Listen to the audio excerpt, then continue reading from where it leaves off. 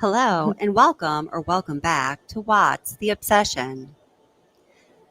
The question here is, what are the biggest discrepancies, issues, and questions surrounding the Watts case? When it comes to the issues and questions, they come in a few forms.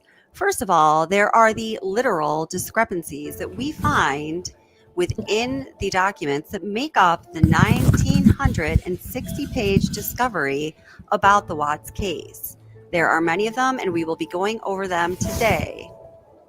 There are also issues of why wasn't this person or that person questioned by the authorities, or particularly in the case of Chris Watts' former mistress, why wasn't she pressed further for precise details when she was questioned by investigators? There are also questions about whether or not Chris Watts' confessed timeline is realistic or not. There are legitimate questions regarding whether or not the very details of Chris Watts' confession are possible, given the evidence that law enforcement has collected, at least the evidence that we have access to. There are questions about the evidence itself. Why was some evidence collected, but it wasn't analyzed? And perhaps the biggest question is, did Chris Watts commit this crime on his own, or is there unfinished justice in the name of the victims, Shanann, Bella, Celeste, and unborn baby Niko? Was anyone else involved in this horrific crime? Let's first try to tackle the issue. Was anyone else with Chris Watts, or did anyone else help him out with this crime? In order to investigate this question, we have to look at the infamous video from Neighbor Nate's security camera footage that caught Chris Watts loading his truck in the early morning hours of Monday, August 13th, 2018. This portion of the footage has been scrutinized over and over again. Do you think this is Chris Watts walking out of the garage? If you don't think it's Chris Watts, do you think it was his former mistress?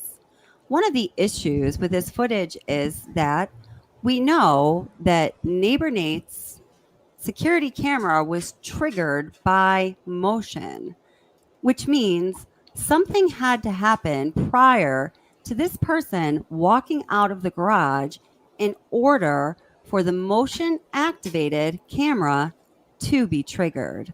What do you see happening here?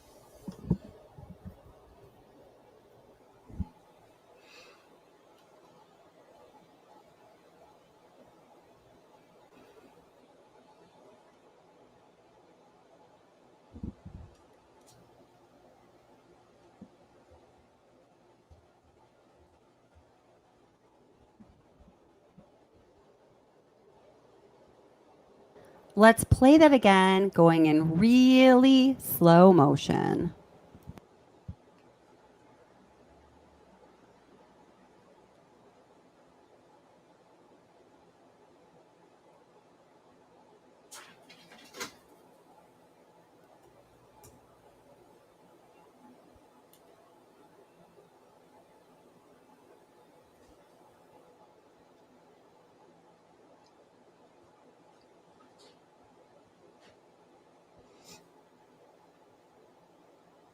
We know that Chris Watts had a gas can, and he loaded the gas can, or was trying to load the gas can, into the bed of the truck.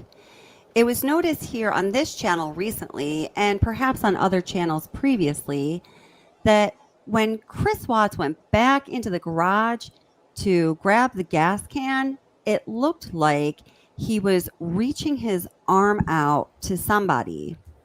We noted that he went into the garage, grabbed the gas can, and turned around with the gas can in less than 0.4 seconds.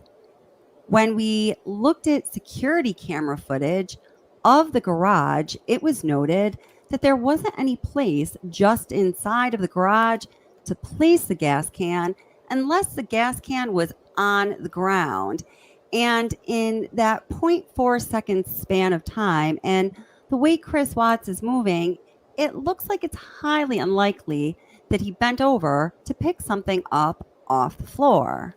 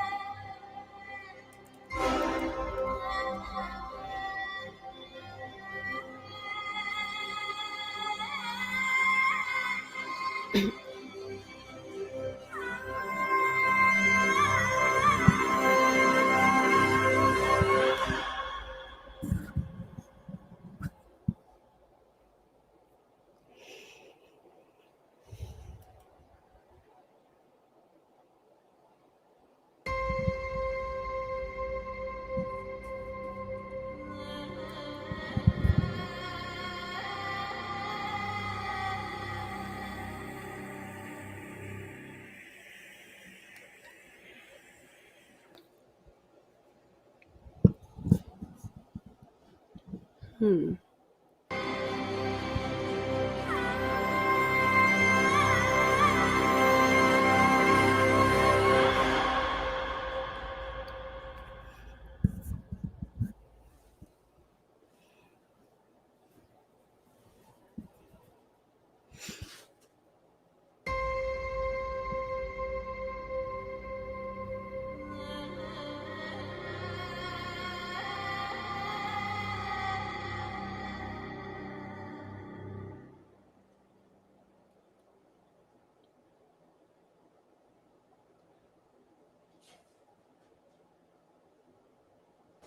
There are many more issues to discuss regarding whether or not someone else had something to do with this crime, and we will get to them. But right now, let's listen to a small portion of Chris Watts' interview with Tammy Lee and FBI Special Agent Graham Coder before he was arrested. This is when they're trying to break him down and get the truth out of him. It's just before his father, Ronnie Watts, comes into the interrogation or interview room to speak with him. And let's hear what Graham Coder and Tammy Lee are saying about what they think happened that awful morning. Okay, but before we do that, and we're going to do that, and let me just say, guys, this is going to be a part one of the biggest issues, questions and discrepancies in the Watts case because, of course, as I was preparing for this live stream and getting material together, there is way too much information under this topic in particular to do it all in one night. So far, I think we're looking at least 3 parts. I mean, probably could be even more than that, but with what I'm looking at so far. So hi, Holly S. How are you? Hi, Isabel. Hi, Isabel Sky. It's really nice to see you here. Hello, my love, Aussie girl Jen. How are you? Oh, look, another love of mine. So many loves. Utter Nutter, Curious Rose, Joan Bradley. You guys are terrific. Thank you so much for being here. Let's see who else is here. Hello, a face in the crowd. How are you doing? Hi, Rosie, am I saying that like Rosie? I saw the anaphylaxis just asked you to present your evidence. I'm really interested to see what that's about. Hi, Nancy S. How are you doing? Hi, John McSmith, my friend. How's it going? Hello, Life Gail. Welcome. I'm so happy you're here. Let's see. Colbita, am I saying that right? Or is that an I? Welcome anyway. I hope that I said your name correctly. Hi, Amy Walker. How are you? And anaphylaxis, welcome. Oh, my goodness. Matt Willis. Oh, it's a special night. Yes. 12,700 subs. Isn't that awesome? Yeah, I can't believe it, Matt, right? It's great to see you. I love it when you're here. Hi, Kevin. How are you doing? Kevin, I'm going to email you tomorrow. Next week, I want to talk about Survey 319 and the oil tanks. I want to see if you'll come up here with me. And I have a few questions I want to bounce off of you because Kevin is a bit of an expert on the topic. And we know that they are hard to find. And we really appreciate Kevin. Oh my gosh. Sherry Pendry Bashnik. Did I say that correctly? Hi, welcome. It's nice to see you. Welcome to Watts the Obsession live chat and live stream. And who else do we have here? Hi, Elizabeth Bridges. How are you? Welcome, my darling. And let's see who else. I'm going to go up just a little bit more. Hi, Jody Landis. How are you? Welcome, my darling. Nice to see you as well. And I'm going to go back a little further, and then I'm just going to have to say hello, and we'll say hi back to you. Hi, Glenna Bridges. How are you? I hope you're still here. And, Romsus Calling. I always feel like I pronounced that wrong, but welcome. I saw your message on a video recently, and thank you very much. Thank you so much. Oops, where's my cursor there? Awesome. Oh, and so for the people who are on my email list, the moderators and others, I forgot to add that one guideline to the community chat rule. So I'm just going to state it now, and I will be adding that. I was with my son visiting my mother, who you guys, many of you know, she was going through cancer treatment. She's done with that now. She's feeling a lot better. We hadn't seen her in a while because she wasn't allowed to have like any visitors whatsoever for a few weeks because her blood values were really low when she went and got lab tests. So we just stayed a little longer than we thought we were going to. And you know how it goes. But I will add that. So let me just verbalize. Hi, Brian Phelps. How are you? Welcome. Nice to see you. So, in this live chat, I like to keep a rather liberal atmosphere insofar as I really like for people to be able to speak their minds and say what they want to say what they believe, speak their truth, ask questions. And generally speaking, we're able to have a very civil and productive discussion. Don't you guys think? I think for the most part, it's a very nice chat atmosphere. I think people in the chat usually think so as well. At least that's the feedback that I receive, and I like it to be that way. I've also noticed over the year plus that I've been doing this channel that through the process of natural discourse and discussion, people who have views that are a bit extreme or a little unrealistic or just kind of like, I don't know, wacky, sort of come to, I don't even want to say the center, but a place of, accepting, reality. And, they usually come around. And I think that's a healthy process for people to engage in. It's always a balance. It's always walking a fine line because I do not want our members and subscribers and moderators and viewers to be upset by things that are said. But at the same time, I do want to allow people to have that space to speak their mind, to speak their truth, and to say what it is that they think without feeling that they have to filter themselves. All of that being said, one of the guidelines for this chat is to please be respectful to the victims and the victims' families. In my opinion, there's no reason to speak poorly of the victims' families. I think both the Watts parents and the R family are true victims. They all lost grandchildren, and there's a little bit of a difference between each family, but I really don't like any bad talking about the victims' families. And as we are discussing true crime, sometimes we are going to be talking about the victims, or really it's the adult victim here that we're talking about, Shanann. We can all acknowledge she was not a perfect person, that I'll speak for myself. I see both wonderful attributes in Shanann, and through the videos that she's posted on Facebook, sometimes I see some things that I find a little bit troubling, and I've spoken out about it. I try to always do so with respect and compassion to the best of my ability. I think that the rule is, if someone needs to say something, if it's grounded in fact, if it's grounded in, evidence-based proof, then it should be allowed. But if you're being nasty just for the sake of being nasty, let's just not do that. Okay. So moderators know what's up. So if they give you a warning, please listen to it, and just everyone be respectful. That's all there is to it. Okay. Nancy Ann, my girl, how are you? Is the Berlin Wall still up, Nancy? My son thought that was hilarious. Okay. Oh, who did the super chatter super sticker? I didn't see that. Let's see. Holly, yes. Thank you so much for the super sticker. I really appreciate that. Oh, I can't pin it now. I don't know why. I'm sorry about that. I can't pin it, but thank you so much, Holly. I really appreciate it. You're a sweetheart. Hi, Leatherface. Welcome. How are you doing? Welcome to chat. But she wasn't perfect. No, she wasn't. No, we got a lot of talking about that last live stream. Hi, Kellyanne J. How are you? My middle initial is J. Kellyanne J. No one is perfect. She tried her best. I'm going to pin that. That's right. And she did. And, we've said this about Shanann before. I mean, there are many of us who would not want to be judged for eternity by this one moment in time when our life was unfortunately and tragically ended. And that is what happened with Shanann. Her life was taken from her when she was only 34 years old. And I'm 43 now, so that's almost a 10-year difference. And I know that in many ways I've grown a lot and I've learned a lot in 10 years.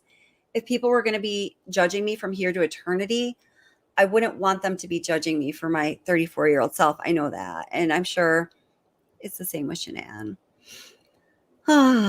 Yeah. So, okay. So where we left off with that, it was a bit of an extended intro. But talking about the biggest issues, questions, and discrepancies in this case, we're starting with the issue of the biggest question, I believe, was somebody else there? Or was there somebody else involved who has some kind of criminal culpability in this case?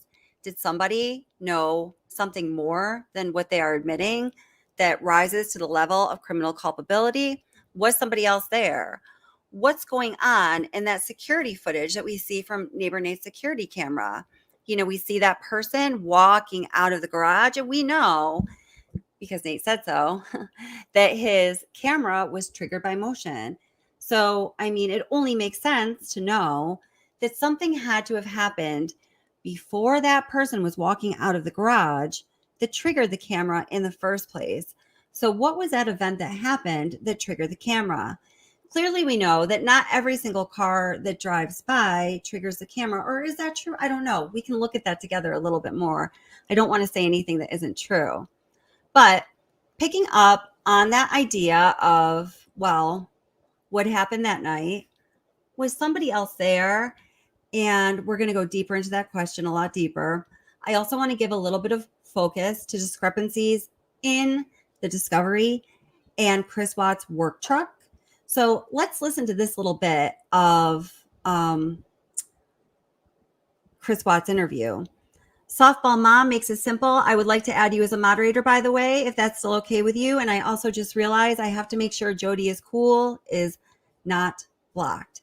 So I'm going to turn on that interview. Let's take a little listen, and then we're going to have a lot to talk about. Oh, you did? Okay. Is she still blocked? Okay. So I made her a moderator, but she's still blocked too. Okay.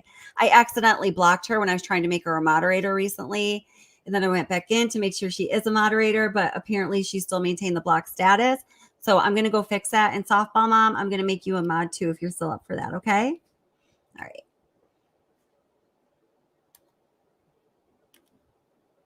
And thank you for texting me, Curious Rose. You're awesome. You're always the one on top of everything.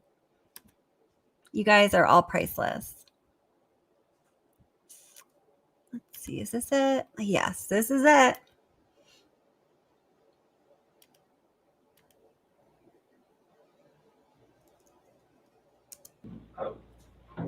Get my own place and then be, I mean, 50-50 split with the kids, I was hoping. What about Nikki? Take it slow and just see if, you know, if anything develops, like, when I'm, you know, at my own place. Okay.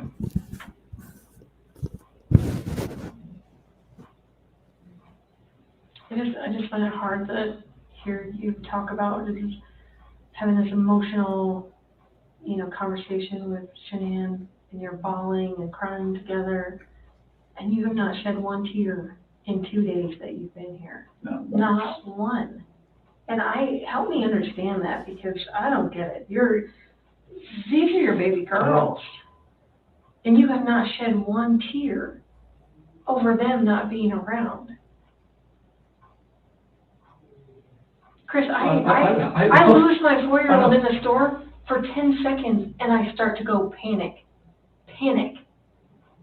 I have not seen any of that from you at all. Help me understand that. I love those girls. I would never do anything just because I haven't shed a tear. No, that's weird. Is that weird? I just want to say that Jody is cool, is officially unblocked. If somebody wants to tell her, please come into chat, and then to say something in chat, just so I can make sure she's set at moderator status. Don't look into that like I don't love my kids. Tell me, wife. explain to me. You're crying with your wife that you're leaving her. Yeah.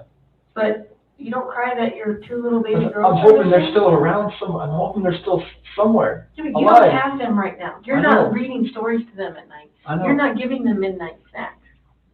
You're not giving them their medicine. You're not waking up with them in the morning. I know this. So that should cause you pain. It does cause me pain. But I don't see that. I don't see that. I want to see the Chris that cares. I want to see the Chris that, you know, feels bad about what he did and wants to, you know, get this off his chest and be done with this. And let us find your little girls so that they're not out there in the middle of a field or whatever somewhere. Like, don't do that.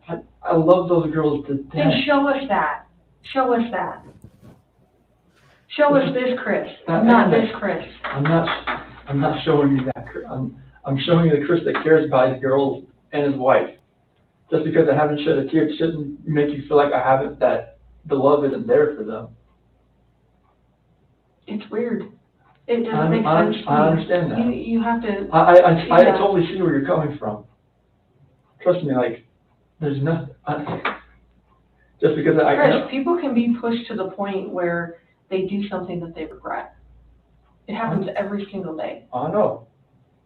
But part of what makes you a man is the guy that goes, really fucked up, but this is what I did, and I'm going to pay for what I did, and I'm going to tell you what I did, and I'm going to be honest about it. Chris, we can keep talking to you once we find these girls, okay? So once we find these girls and your wife, right, no matter how we find them, no matter what condition they're in, we can keep talking to you, and you can tell us, guys, it's not as bad as it looks. And you can say, let me tell you what happened. I was never comfortable with you, Graham, or with you, Tammy. I wasn't comfortable yet, but now that everything's known, now that the girls are found and Shanann's found, however they're found, it's okay. We can keep talking to you. Okay? Chris, did Shanann do something to them? No, I don't know. I'm serious. I have no clue. No, you would have known, because they didn't leave the house. Did Shanann do something to them, and then did you feel like you had to do something to Shanann? They were at the house when I left. They were there. They weren't there. They didn't leave. They vanished. They were there. The only way they could have left is in your truck. There's no way, because, like, I didn't just... So I'm going to go back to that just little statement from Tammy Lee. So let me just, for emphasis, make sure we all heard it. She says, the only way they could have left is in your truck, right? She knows that. I'm serious. I have no clue. No, you would have known, because they didn't leave the house. Did Shanann do something to them, and then did you feel like you had to do something to Shanann? They were at the house when I left. They were there. They weren't there. They didn't leave. They vanished. They were The there. only way they could have left is in your truck. There's no way, because, like, I didn't just throw them in my truck. You know your truck has GPS, Yes. right? Yes. Because you told your boss, like, Yeah. hey, I'm going through separation, I'm maybe staying Yeah. at a friend's house, whatever. You know that thing pings every 10 seconds? Yep. So we will know You can't turn it exactly off. I know. where you went. And your company's giving that to us. I know. Are we not asking the right questions, Chris? You're asking all the questions. What are we not asking you right? What are we doing wrong? You're not doing anything wrong.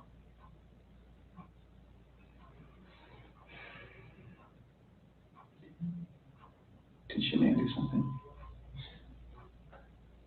If she did anything to these kids, we both love them with all our hearts. There's no way. It could have been an accident. Something happened in the house that you know about. You failed the polygraph test, Chris. This is not about, did you leave and your wife vanished and you didn't know anything about it. That was not what you were asked, okay? Okay. We know that something happened to all three of them. But I want to know, did something happen to these baby girls first that you had to take into your own hands and deal with? You had to clean it up for Shanann. Chris, you gotta tell us. There's something that happened to these baby girls.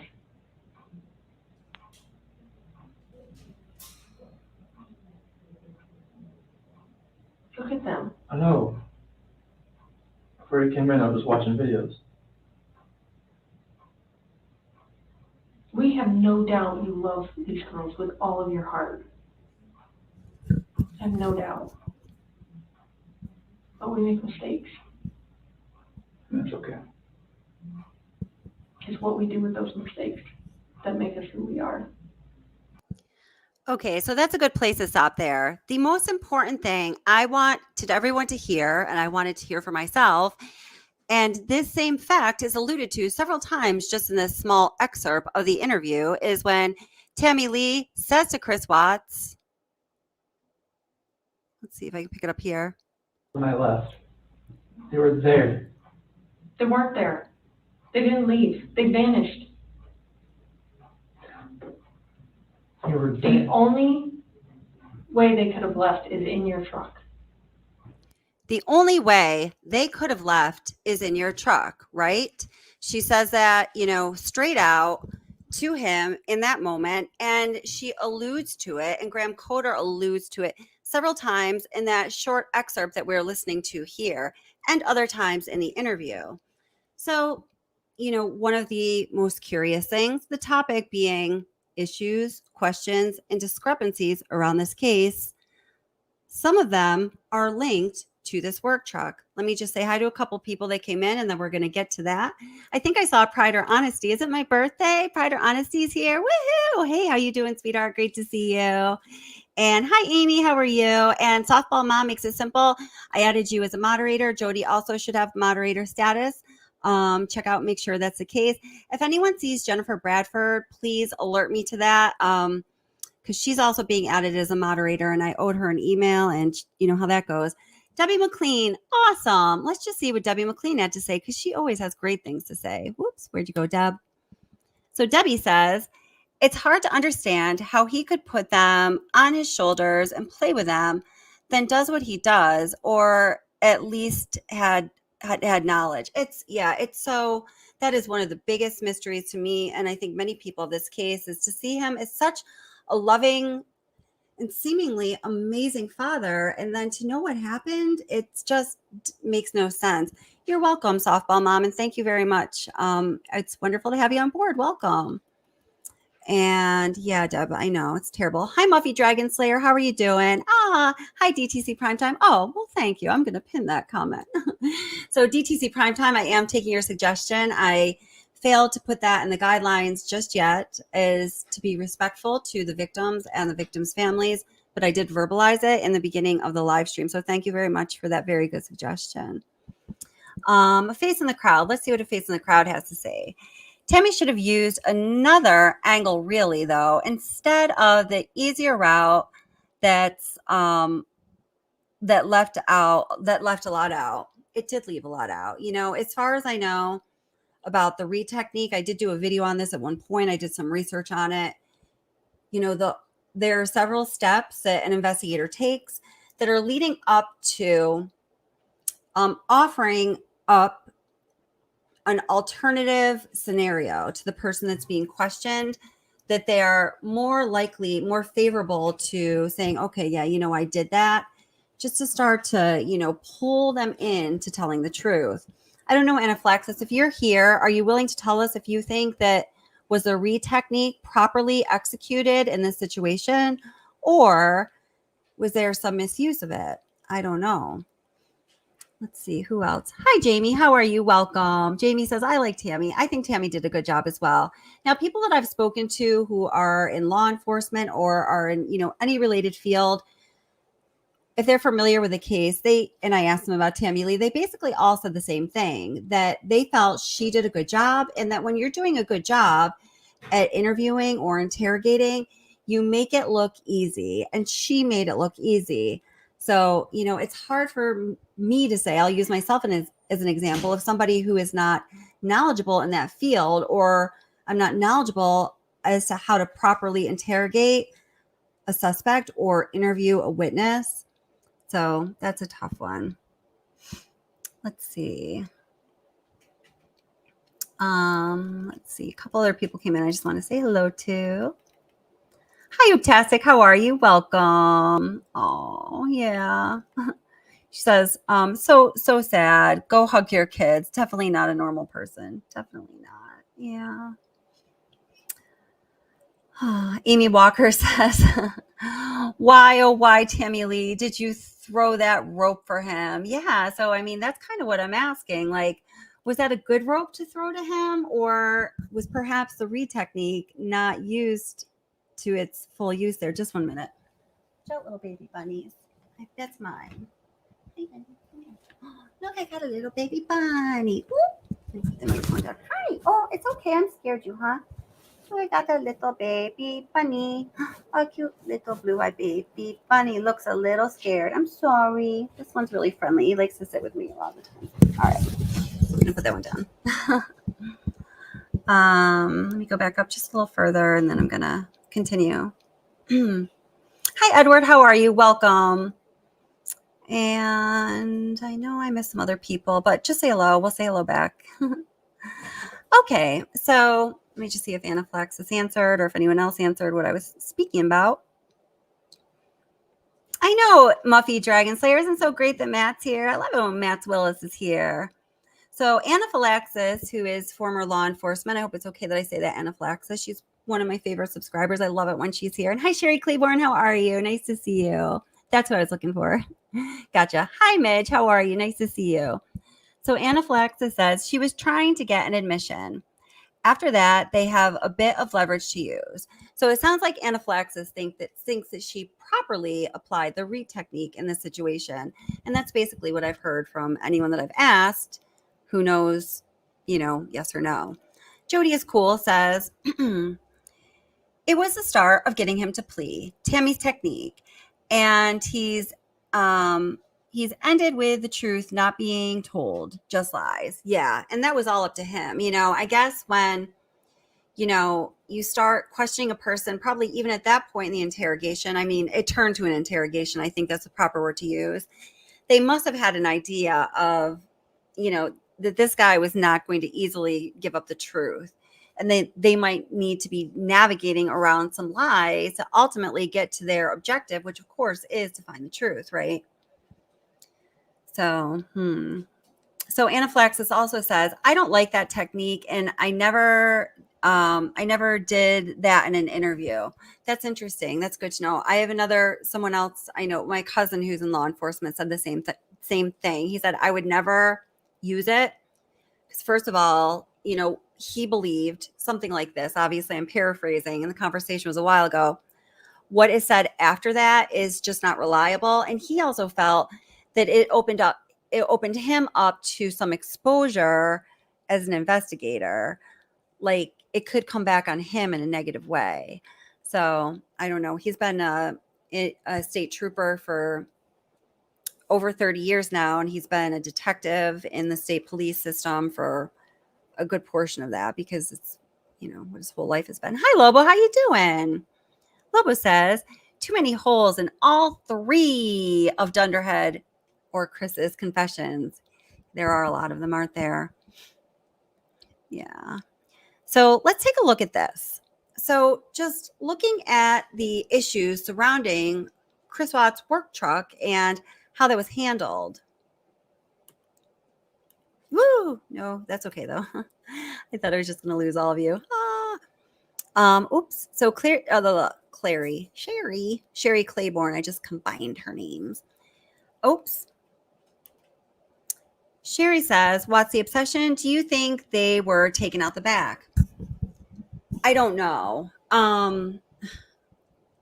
I could go either way with that. I don't have a strong opinion either way. I could make an argument in either direction. I would say yes, perhaps, because they had to get out of the house somehow, right? And the problem that I have as we look at neighbor Nate's security camera footage is, at what point does he put Shanann in the truck? Because we don't see any like movement in the truck that looks like any kind of mass was put into the truck. You know what will be interesting? I never thought about this, is to see if we can detect any movement at the points when we know that Chris Watts is getting into the truck, I guess, which would primarily be when he's driving away. Let's look at that sometime to see if we can tell, that moment when Chris is stepping into his own truck, is there any movement in the truck that indicates that, some mass is being added to the truck? I found one point in that footage where I think he could possibly be, it would be like kind of dragging Shanann backwards. We can look at that sometime. Other than that, it doesn't appear to me that, I don't know. But then I don't know, Sherry Claiborne. Does anyone have any thoughts on that? Does anyone have any strong opinions on whether or not Shanann primarily, and possibly Shanann and the girls, were taken out the back? Oh, you guys making Matt blush. Well, we're just so happy you're here, Matt. Joan Bradley says, I do think something happened in the back. Okay. So do you think that they were taken out through the back? I do have that one picture, the only one that I know of. Let me see if I can find it real quick. I think I know exactly where it is. If I can't find it right away, then we will, I'm not going to search forever, but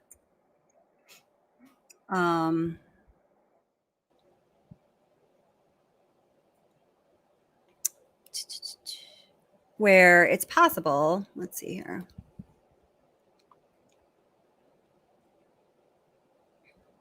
That the picture is showing, well, it's a picture that shows tracks that are going up towards the back of the house. I'm just doing a quick skim here. If I don't find it right away, I will find it soon, and we'll either look at it during this live stream or sometime soon. Many of you have probably seen it. Oh God, I have too many files. I don't think it's gonna pop out at me.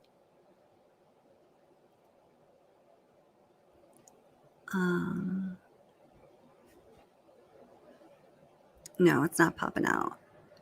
Hold on, I'm almost to the end here. We'll look at it another time, or maybe I'll find it later. Whoops.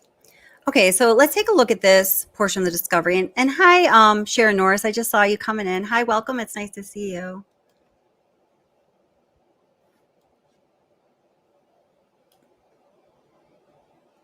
So let's see. Is it this one? Oh, not yet. We'll get to that one. All right. Okay. All right. So let me just read this to you. So this is in the discovery. This is page, I think it was 410, 310. Well, wait here. I can tell you. 710. Okay. So it says, scene investigation in regards to the vehicles. On Tuesday, August 21st, 2018, at 1000 hours, myself and FSK Henson arrived at 241-245 Oak Street in Frederick, Colorado, to process and execute a search warrant for the two vehicles which possibly have been used to transport the deceased victims in the case. So at this point, guys, they're looking at both vehicles as being possible vehicles of transport for the bodies. Let me just see if I can tell you when this is dated. Well, it says date of report, September 13. I mean, ostensibly, it's going to be much sooner than that. Okay, this says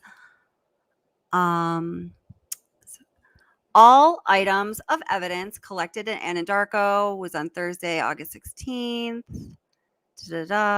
CBI cleared the scene at Anadarko site at 1840 hours on August 16th, 2018. Geez, that's like really shortly after they were found. So I'm not sure exactly. Oh, I'm sorry. I just read it, guys. Oh my gosh. Tuesday, August 21st. Yikes. Okay. So present at the impound lot was Detective Baumhover and Officer S. Wall from the Frederick Police Department. After a brief discussion, it was decided that CBI would photograph, collect, and package all evidence located. CBI would use adhesive-based rollers and collect any possible hairs, fibers, or other trace evidence from the Ford truck in attempt to determine any recent possible occupants of the vehicles. Now, guys, that sentence is really important. I'm going to read it again. CBI would use adhesive-based rollers and collect any possible hairs, fibers, or other trace evidence from the Ford truck in attempt to determine any recent possible occupants of the vehicle, which is Chris Watts' work truck. The vehicles, the Ford truck and Lexus 350, were being stored at B&L Repair and Tire, located at 245 Oak Street, Frederick, Colorado.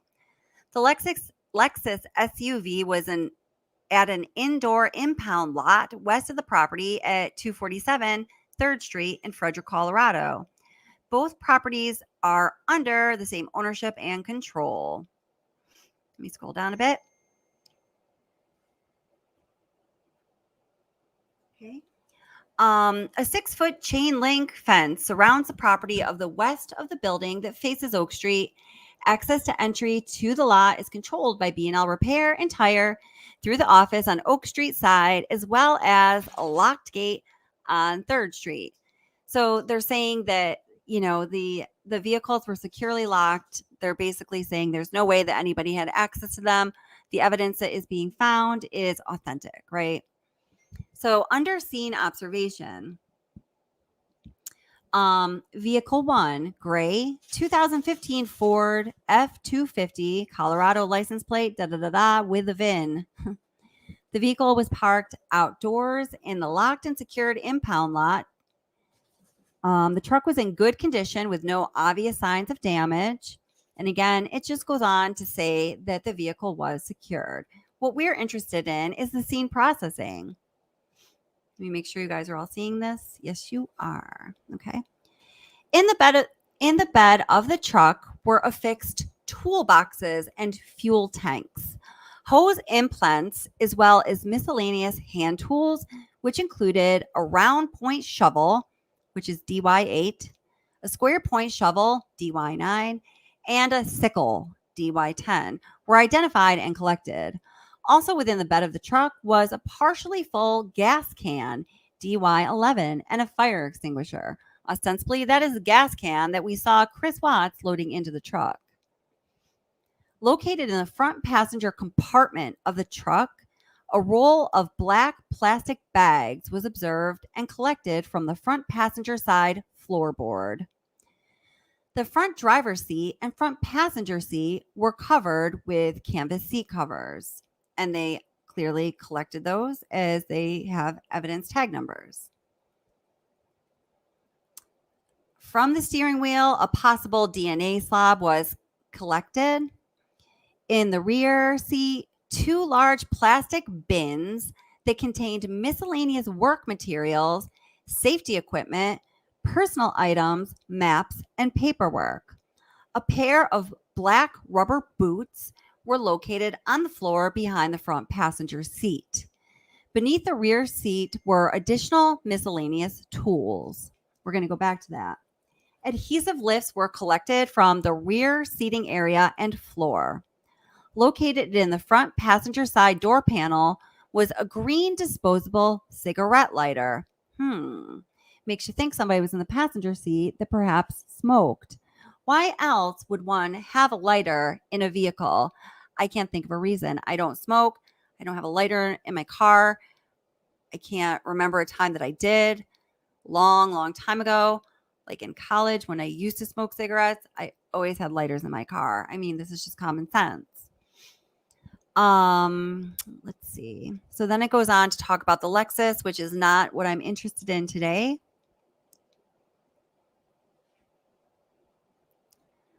Okay. Yep. I think that's all that we need to look at right now. Okay. So I'm going to go back a little bit to the processing of his work truck. And as I'm reading part of this, I want you to take a look at some pictures of the inside of Chris Watts' work truck.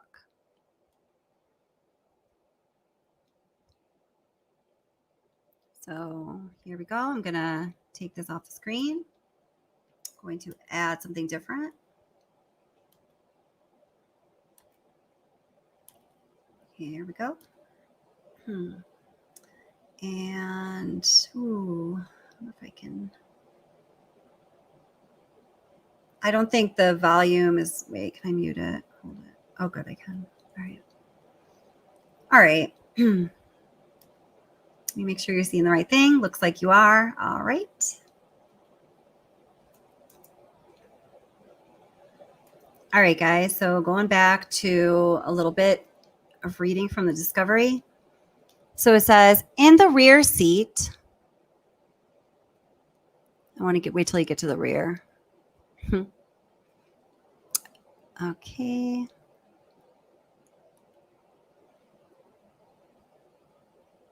So here we are. Hi, Ara. Welcome, honey. How are you? Welcome, Shannon. How are you?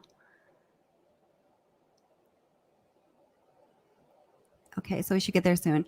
In the rear seat were 2 large plastic bins that contained miscellaneous work materials. Do they show the rear?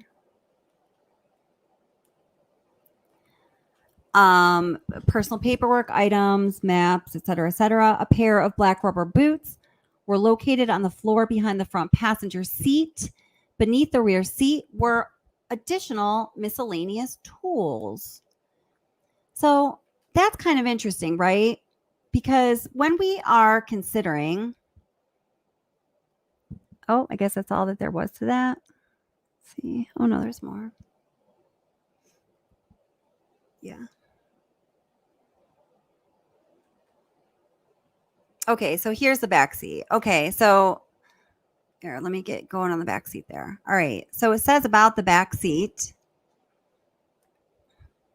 In the rear seat were 2 large plastic bins that contained miscellaneous work material, safety equipment, personal items, maps, and paperwork. A pair of black rubber boots were located on the floor behind the front passenger seat. Beneath the rear seat were additional miscellaneous tools. So, I guess the obvious thing to consider here is, here we are looking at the back seat. I wish they had more footage of, the back of the truck than what we see here, but this is what we got. I'm sure there are other pictures, but, okay. So according to Chris Watts' final confession, which I believe and most people believe, and I know many of you believe, was the most complete and accurate confession of, as Lobo pointed out, the 3 confessions that he put forth. He says that he placed Shanann's body, God rest her soul, on the floorboard of the truck in the back of his work truck. Remember, he says that he put a plastic bag over her head because he didn't want the girls to see her. And I'm sorry, this is really hard stuff to talk about, but it's, these are the facts of the case. And then I guess over her feet because he didn't want the girls to see her, which is also kind of crazy because, I mean, they know, I don't know. And then, the girls were sitting in the back seat. So if there were 2 large plastic bins, the work boots, does it say large? Let me go back to it. Yeah, 2 large plastic bins. I would love to see a picture of those bins, wouldn't you? How big were they? Yeah, exactly. Sherry, it's such a tight area, right? So hi, Cecile, how are you? Oh, it's so wonderful to see you, my darling. Welcome. Cecile's another one of our wonderful moderators. And Ara and Curious Rose are moderators of the year for hanging in last chat so long. Thank you guys. I'm so sorry. I didn't realize you guys were on your own. And welcome, Raven. How are you? So if there was 2 large bins in the back seat and the workbooks and also miscellaneous tools under the passenger side seat, would there have been room for Shanann? I mean, let's see if we can get a better vantage point here. I don't know if we can with this footage, but I mean, I guess that's like the best we're going to get. Does it show the back seat at all earlier in this video? Let me see. I simply do not remember. Nope, just the front. Okay, here's the back seat again. All right. Very similar. Oh, here. Okay, well, this is all right. It was right in the beginning. I forgot about that. Okay. So let's pause here. So now, let me take the comment down. As much as we love Sherry. Okay. Yeah. So I don't know, man. It's tight. So Sherry says, Shanann was around 150 pounds. Yep, I think they said 147. Yeah, right around there. Wasn't she buried in a fetal position? Yes, she was. Yes. Driver's seat. What are you talking about, Kev? Let me go back up and chat a little bit. I see you guys getting excited about one another's comments. So Edward says, Shanann could easily fit in there, in my opinion. Oops. Put the bins on the seat along with the kids. Yeah, that would be how it would work, right? I think, yeah, that's right. I think that would be possible.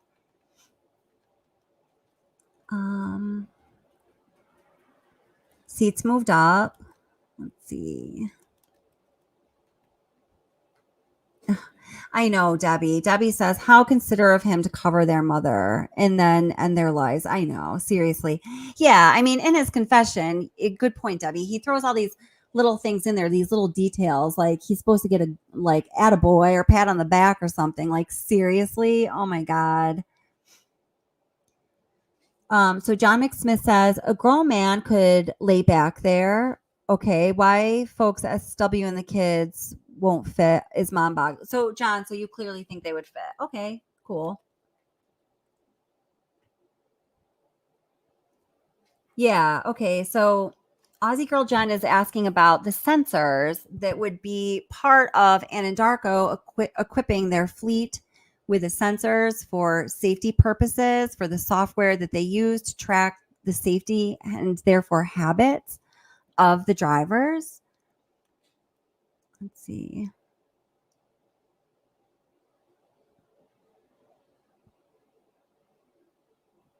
Yeah. So, and hi, Rosa, by the way, I just want to, this is a little off topic, but I do want to bring up this point because this is a good one. She says, does anyone else remember when the lady, I think you're talking about Jane, who had the dog, had one dog, and they walked around the corner and the dog was pulling her and barking nonstop towards his house. No one ever went to the other house.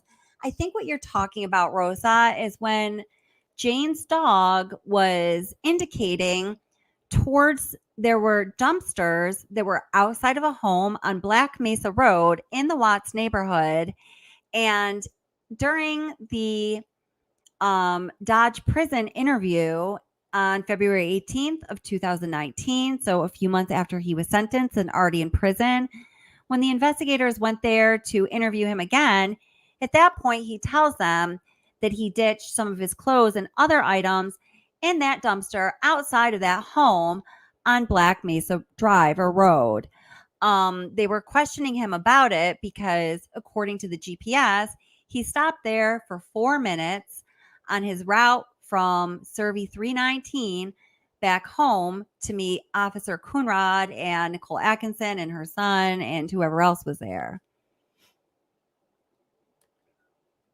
So yeah, they, a lot of people feel frustrated and that they should have, listened to the dog. So Kevin, I'm picking up little crumbs of what you're saying here.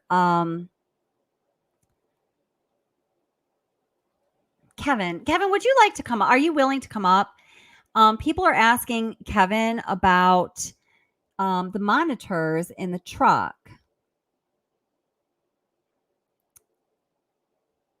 And he's answering questions, but I am not able to piece the little breadcrumbs together. Oh, wow. He does say, in 2020, we got cameras on the windshield to measure out our eyes. That's crazy. Yeah. Are you willing to come up, Kevin? If you are, I'm going to put the link in chat because I would love to know what you are talking about with our chatters here. I just can't quite make sense of it. The chat keeps moving and I can't really get back to the beginning of it, and that would just be amazing. So there's a link for chat. Oh, Kevin, we'd be so grateful. Come on up, Kevy. Come on, Kev. Awesome. Yay. I'm so happy you're coming up, Kevin. Sweet. Jody is cool, says to Rebecca, and welcome, Rebecca, that she agrees that the girls would have been crying. Oh, I think so too. Yeah. Oh, I got to pin this one. Raven says, I love your voice, Kelly. Thank you. It's so calming. That's why I chose you to listen to, because it makes it easier. Oh, well, thank you. I really appreciate that. I just try to do what's possible to infuse some compassion towards the victims. And I'm sorry for the times that I don't. I get messages about that as well, but it's a tough one to talk about. So everybody, please welcome Kevin. Hey, Kev, how you doing? Hey, kicking, man. It's a good day to be alive. So That's right. It is a we good day to be have alive, and thank you for coming up. we have the same questions that come over and over again about the pickup trucks having all these sensors and stuff like that. Let's These put them to rest then. Okay, so these are Changing my stripped lighting. down they're stripped down work trucks. Okay. So some of them don't even have power windows. But what they do, the companies will put like after I think 2019, 2020, they started putting cameras in the truck. So they wanted to see what everybody was doing. So the cameras measure the retina in your eye, unless you use polarized sunglasses. Wow. But then they somehow updated the program where they could get around the polarized sunglasses because they want to see what you're doing so bad.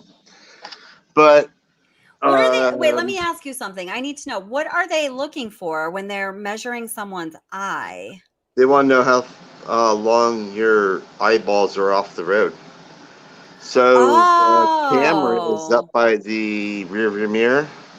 Okay. So you're looking out the windscreen, you're looking at the rear view mirror. They can literally see where you're focusing visually. Okay. Yeah.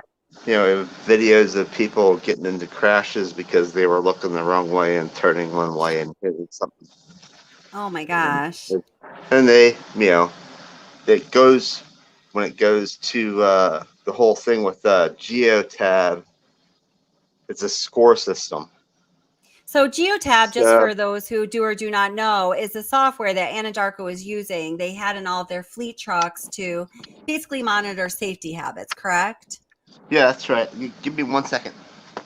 Sure. Oh, we're so happy Kevin's up here, right? Everyone give him a round of applause. Yeah, Kevin. That's awesome. It's all you guys. It's all about you guys. All of you guys add so much to this channel into, determining what's up in this case. And as he's doing something, I'm looking for the picture Okay, of the. so Okay, go ahead. geotab, what you do is when you get hired, you get a thing that you put in your keychain, you get a pickup Okay. truck, and even before the truck starts, you have to run this little tab over a sensor that's put into the truck, Okay. and it beeps, and then you can start the truck, and then that truck is registered to you because you have ownership of the keychain tab. Okay. You ran it over the sensor, therefore you're starting the truck, you're in charge of the truck. So would it be possible for another person to start the truck? If they took your keys from you, yeah. Oh, got you. Okay, right. See, I see. So how Okay. many people give out keys except Nicole Kessinger to Jim? But that's and a probably joke. to Chris Watts. Yeah. Yeah, that's a joke. But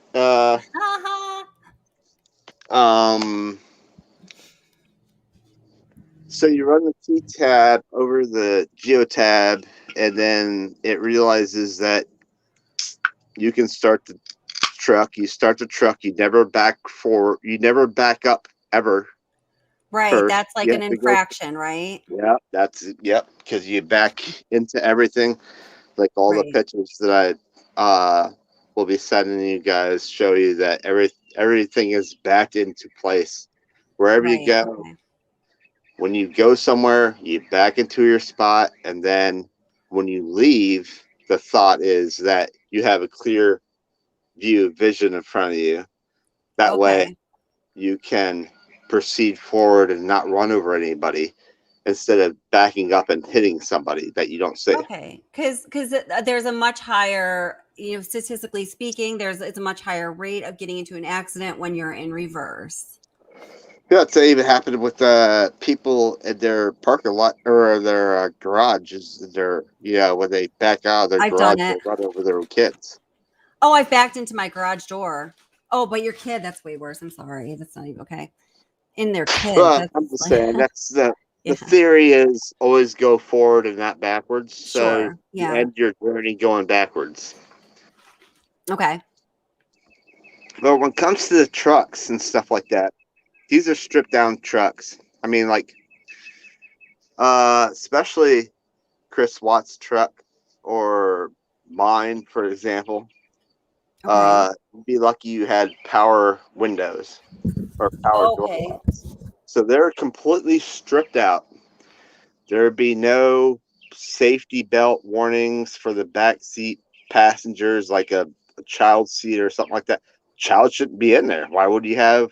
Right. This Exactly. is a work truck that has to go out to sites and stuff like that. There should be no child. Okay. And there's So probably not enough incidents of that actually happening where they'd even spend the money to equip the truck with a sensor for the back seat because it's just ridiculous.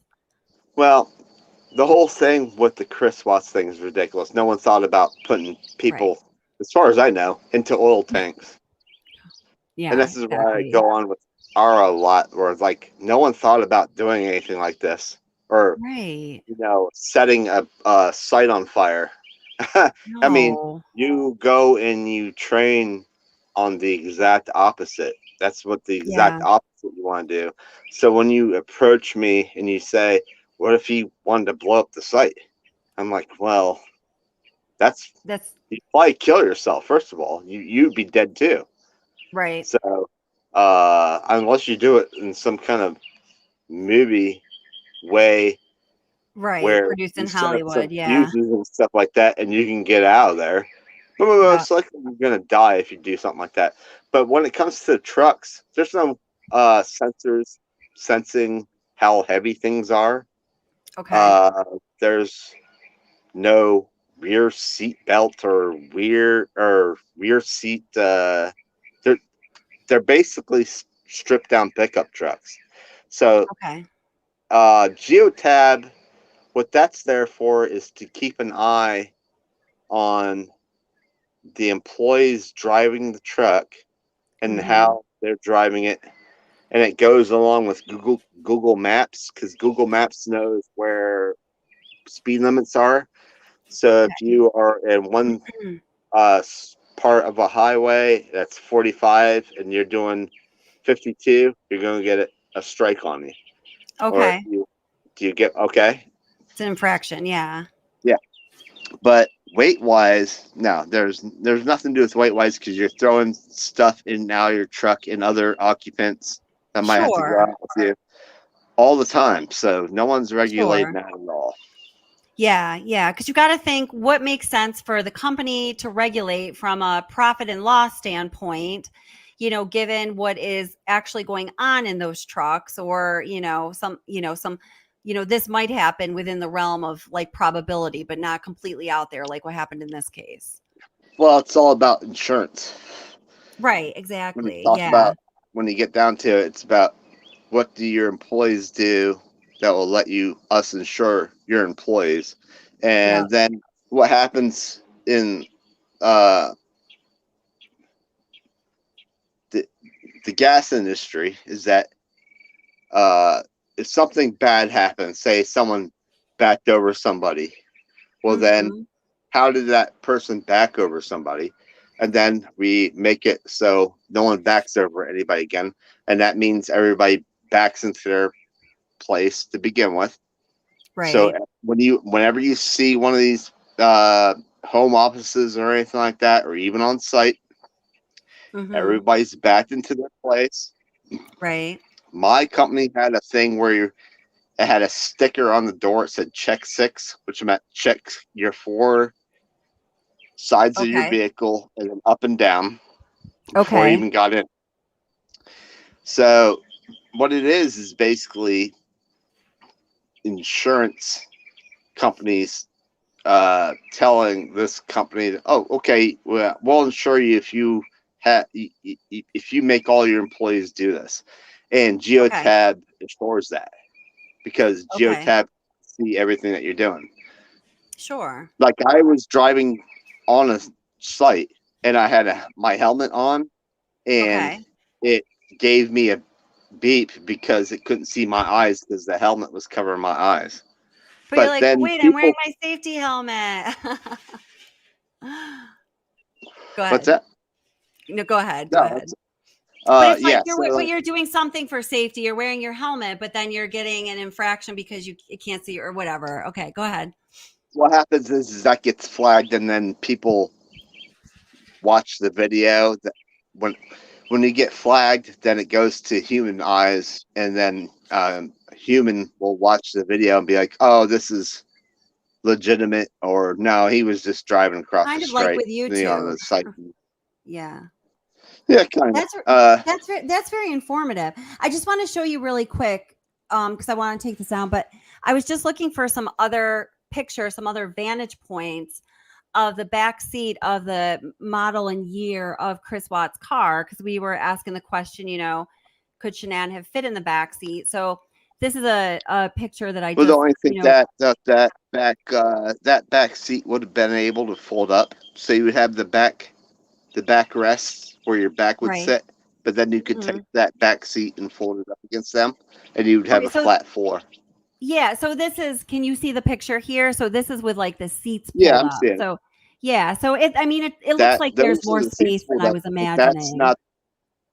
that's not the floor. You can actually take that other part and fold that up too. Oh, okay. Then All you would have right. a wide open floor. So there would be plenty of room, you think, If that's what happened. I mean, if I've that's what done it happened. a million times. I've done it, so Okay. I don't know what else to tell you. I mean, the versatility of them is great. You can Okay. fold the seats back. You can fold what your butt sits on and your thighs. You can fold that up, and then you have a Oh. completely flat area. Oh. Even in just extended cab pickups. And then Okay. you could just, after he throws the bodies out of the car, you just flip that bottom part back down. You're done. Right. Yeah. And Okay. make it look like So nothing happened at all. So there really is not even a question there. By the way, Hochi Winner, welcome. Hochi Winner says Kevin's great, and you're getting a lot of applause through the chat, Kevin. Thank you so much for being here. Yeah, okay, so that's like a non-question. I believe that you know what you're talking about here, so we can eliminate that as a Well, question. So there's if a lot of that is what non-questions that happened, goes on, especially when it comes to the oil tanks and stuff like that. Yes, they absolutely could have been pushed down that hole. Absolutely. they could have And been. there's questions about if. Oh, absolutely. Yeah, Well, yeah, you absolutely. sent me those pictures. Should I bring the I mean, pictures up? if you want to. Yeah. Okay. It's an And 8-inch hole. yeah. And while I'm grabbing those pictures, I also just want to show you that it's not a very the resolution is pretty poor, but I did find that picture that shows the tracks or whatever going up to the backyard. So I'm just going to show you that really quick while I'm looking for your pictures. So again, the resolution is quite poor. Well, I said a lot of but it does look like the tracks go right up to the fence. And, you know, can we even verify that this picture was, and this is a picture that goes around. Can we even verify that this picture was indeed taken on, you know, like the day in question after, you know, this terrible crime happened? No, I cannot verify that. So I don't even know how, you know, how much it's worth, but that's what we got. So. well, I don't know of a fence like that. Oh, it's more like a horse fence than anything. But what's around the tank is like a 3-foot high steel containment, which would be the same around the separator. So they had supposedly a leak on the site on Friday, and they took pictures of it, and it looked like there was oil either dripping down from one of the vertical pipes or coming up from the ground underneath. Right.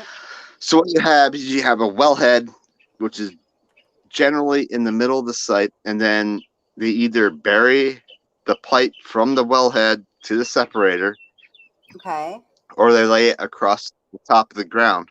And I sent you pictures of both of them. Oh, nice. Okay. Thank you.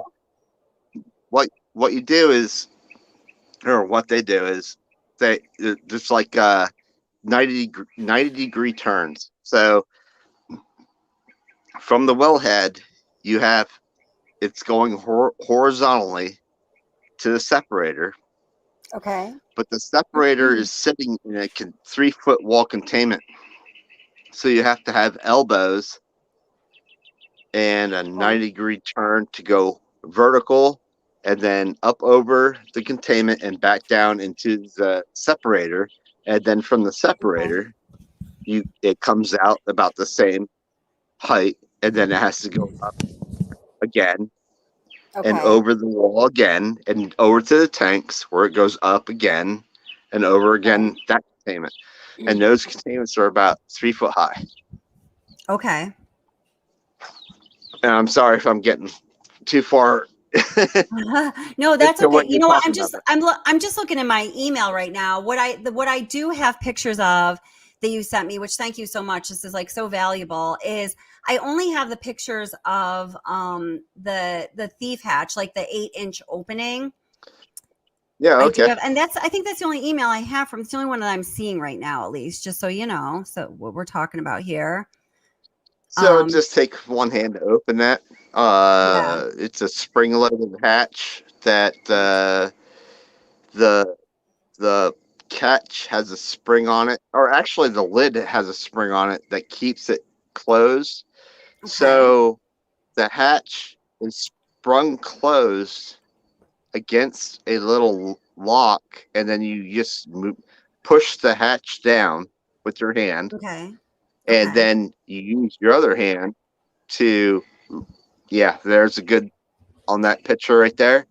Yeah, then what I like how you put the water bottle there. I wanted that for reference because I couldn't find anything else. Yeah, that's perfect. We all know the size of a water bottle. Yep. So you push the lid down, and then you can take that little hatch off to the left off of it, and then the lid comes right off. I mean, Okay. don't come off, it just lifts up. And then, you know, we can do what Chris did and, you know, stuff those kids down there. That's what he did. So, I mean, Oh my that's what he gosh. did. Yeah. Yeah. So,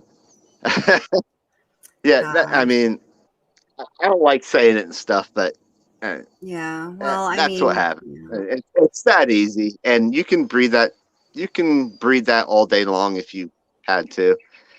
Okay. You ain't gonna So die or anything. So you're not gonna. So you could been up. breathe. I've been So doing it. somebody could open up that thief hatch. You could breathe. You know, whatever's coming out of it, and you're gonna be fine. You're not gonna pass out. You're not gonna go into cardiac arrest. You're gonna be okay. Normally, no, nothing Normally, happens. no. There's people that are up there every All the day for time. weeks straight doing this Okay. stuff. Now, Debbie Some of has the a question pictures. for you. Oh, I'm sorry. No, go ahead. Okay. So Debbie says, so could Chris Watts, open it with one hand?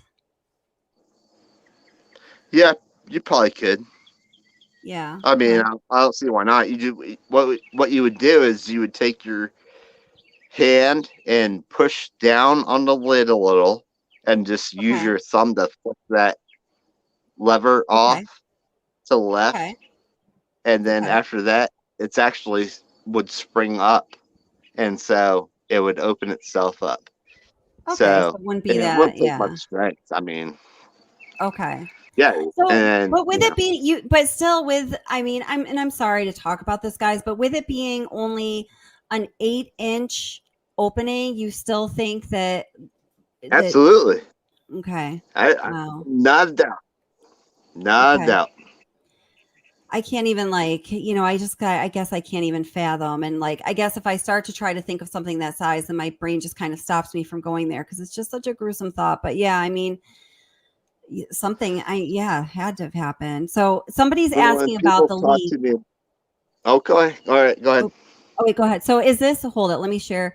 So is this the picture, what you were just describing with the leak? Would this be the picture that you were referencing? Hold it. It takes me a second to do all the clicks to share something different. This right here. So is that the leak? That's what you're talking about, the leak that started on Friday? That's what I'm assuming is what the problem was. Yeah. So And somebody like I asked. told, Go ahead. go ahead. No, you go. You go ahead. Okay, so somebody asked you, if you guys have a question, go ahead and just put it in caps or something because it's hard for me to see it otherwise. So somebody said the question was, I can't find it now, but was the leak from, the bodies going in there? No, it was not. The leak happened on Friday, and this leak was the reason that Chris Watts was, telling his coworkers over the weekend that he'd be the person to go out to Survey 319 first thing on Monday morning to check out this leak. Now, I have a question for you, Kevin.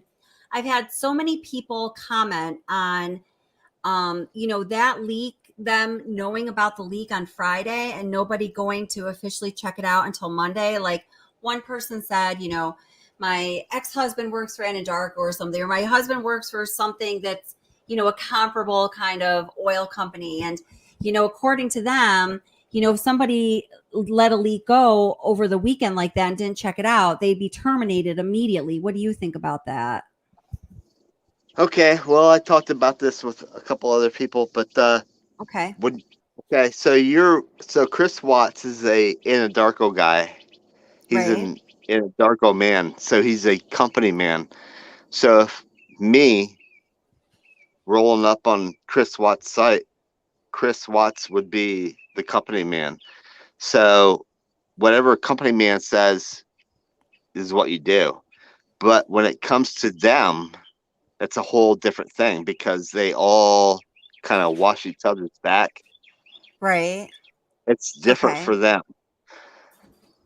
because Okay. they're dealing with contractors that they can just, oh, this guy did something wrong. We can find somebody else to do it and just throw them off the job completely.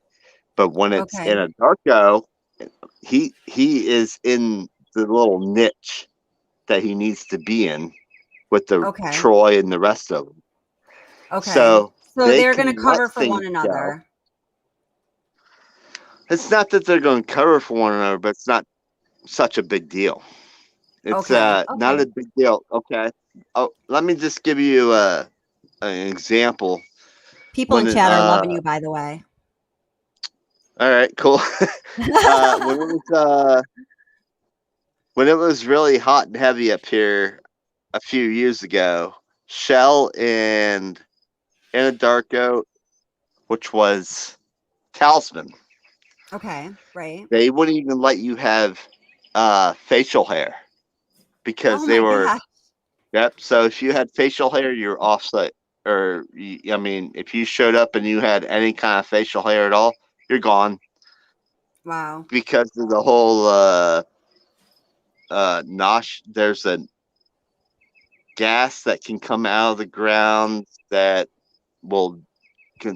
You have to be fitted for a respirator. Okay. So if you have hair on your face, your respirator won't fit on your skin. Therefore, you have to be clean shaven. But none of that was happening anywhere around where we were working, like That's for crazy. hundreds of miles. Okay. So everybody, like a lot of people quit just because of that. A lot of guys, they love their beards and stuff like that. They're not going to stand for it. They're not They going to love shave their their beard off. beards. Yeah. Yeah, so they quit just for that alone. But Oh my God. yeah, I mean, they whittled down. Uh, there's so many companies and people trying to get into making money Right. that they will. So you have 100 companies. Say if you're Uh-huh. dealing with water transfer, like that dude Okay. that showed up who had the vat truck that day. There's 100 other companies vying for that guy's job, Okay. and what they do is they put ridiculous limits and rules in place, and unless Okay. you follow all those rules, then you're out. We'll get somebody else in. Maybe they'll Sure. be $1 or $2 cheaper. And someone told me like a week ago or something like that. Hey, they're in a Darko or they're Shell or whatever. They have tons of money. Yeah, they have tons Right. of money, but they don't want to spend it. They want to make it. Right. They don't. All That's right. how they So make so much of yeah. it. They're cheap with it. Yeah.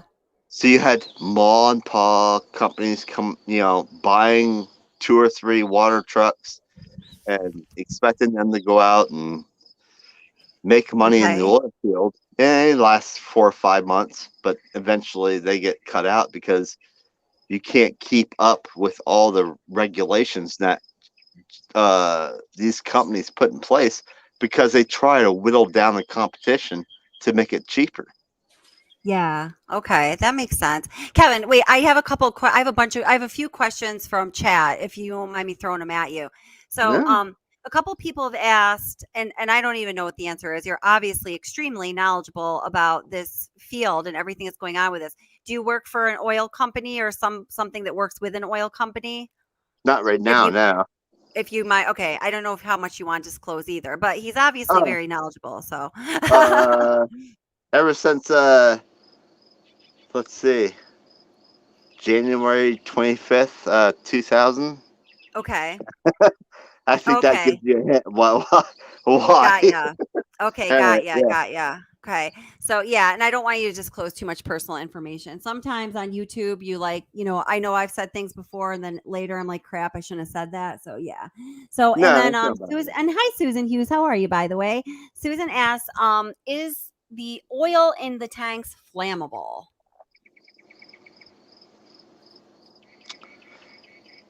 I think that yes, it probably could be. I have been put a lot of questions that I've never thought about before because uh, when you are trained and you go out, your job is to limit all the possibilities of something bad Right. happening. So, what the mindset is with these companies that last a long time, just like what I did, and I found companies that lasted a long time in the business, is that what you do is you take everybody else's priorities and make them your own, even if they don't have Okay. anything to do with you.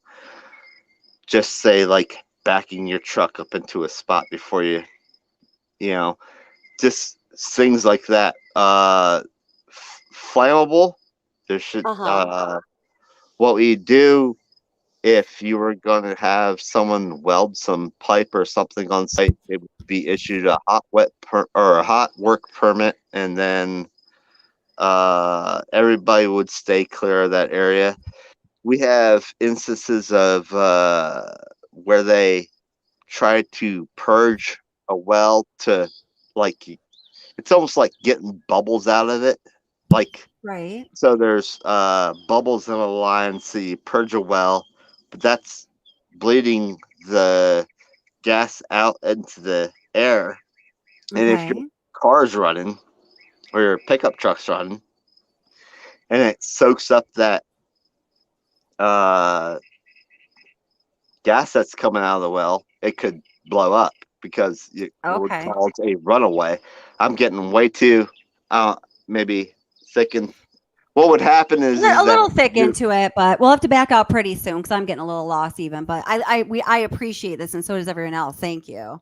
so what happens is that what I was just saying, if you're if you were sitting in a pickup truck and you had it running and they were purging a well and that gas ended up getting into into close to your Okay. car would just take off running and never stop until it blew up Oh.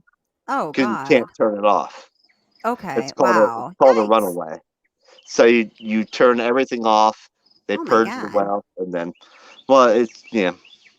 Um, Yeah. That's crazy though. I mean that yeah. That's there's just so yeah, there's so and this just oh, hi Ocean's daughter. How are you? I haven't seen you in a while. Very nice to see you. Welcome, my friend. Um this just really goes to show, if I can kind of sum up all this great information that you're putting out there that I appreciate and everyone else does as well. Yeah, that there's probably so much that we assume that is not actually the case whatsoever, having to do with the survey site and the oil tanks and like a number of things, well, the service site was a very old place, and hmm I think they already had probably it ready to be taken down within a few years before this even happened. Those Yeah, tanks were old. You're not gonna right, put them in some other. I've heard some people talk. You're not gonna put those kids in there some other way. It doesn't right, matter that right, right, the vet. It right. doesn't matter that the vet truck guy showed up that day. That really doesn't matter. Uh, Uh-huh. I think is that he probably was on a pretty good path of getting rid of his kids and his wife. I mean, Yeah, yeah. my thought is that he's gonna go back and somehow get Shanann in those tanks. Right, I know, But I what would know, happen I know. is that would be so caustic is that they disintegrate in those tanks, and then when the site gets torn down, that oh, they open up the tanks after they're drained and there's some bones in there. Hey, they look like bird bones or whatever. You just Right, throw them to right. the side Yeah, or whatever. yeah. Yeah, And so that's true. So like you said, the substance is so caustic, eventually it would disintegrate whatever is in there. Going along with that, Rosie asks, is it true that the substance in the tanks isn't dark?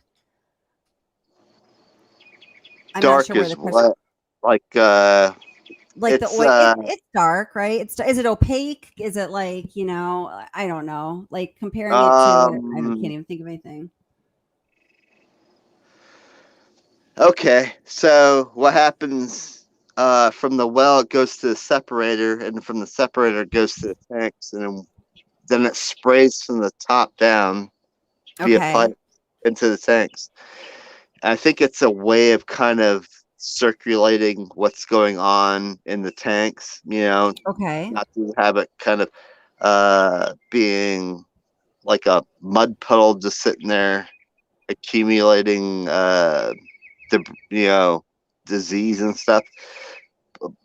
So what happens is the tanks are there, and from the Mm-hmm. separator, the waste, water, and oil go into the top of the tanks under pressure, Mm-hmm. but not like a pressure that you can't. It goes under there with some force. So Okay. I think it kind of agitates it as a way of Okay. keeping it circulated. Okay. It's, I would say, at the top level of the water, it would be the purest kind of water that you would have, but the Sure, bottom that would makes be sense. gunky. Like You know, sludgy, what's that? like sludge. It wouldn't get down to sludge, really. I mean, Okay. we take the wastewater and recycle it. It goes into big silos that get spun like sewage. So, Okay. uh, there are sites that are built that circulate. So you take the wastewater, you put it into these big round above ground tanks that spin, and then Okay. they can separate the material inside the water and use it for fertilizer, use it for oil, or Okay. not oil, but plastic.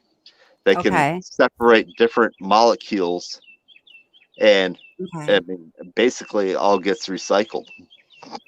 Okay. Now, DTC Primetime, thank you very much for the super chat. She asks, question for Kevin.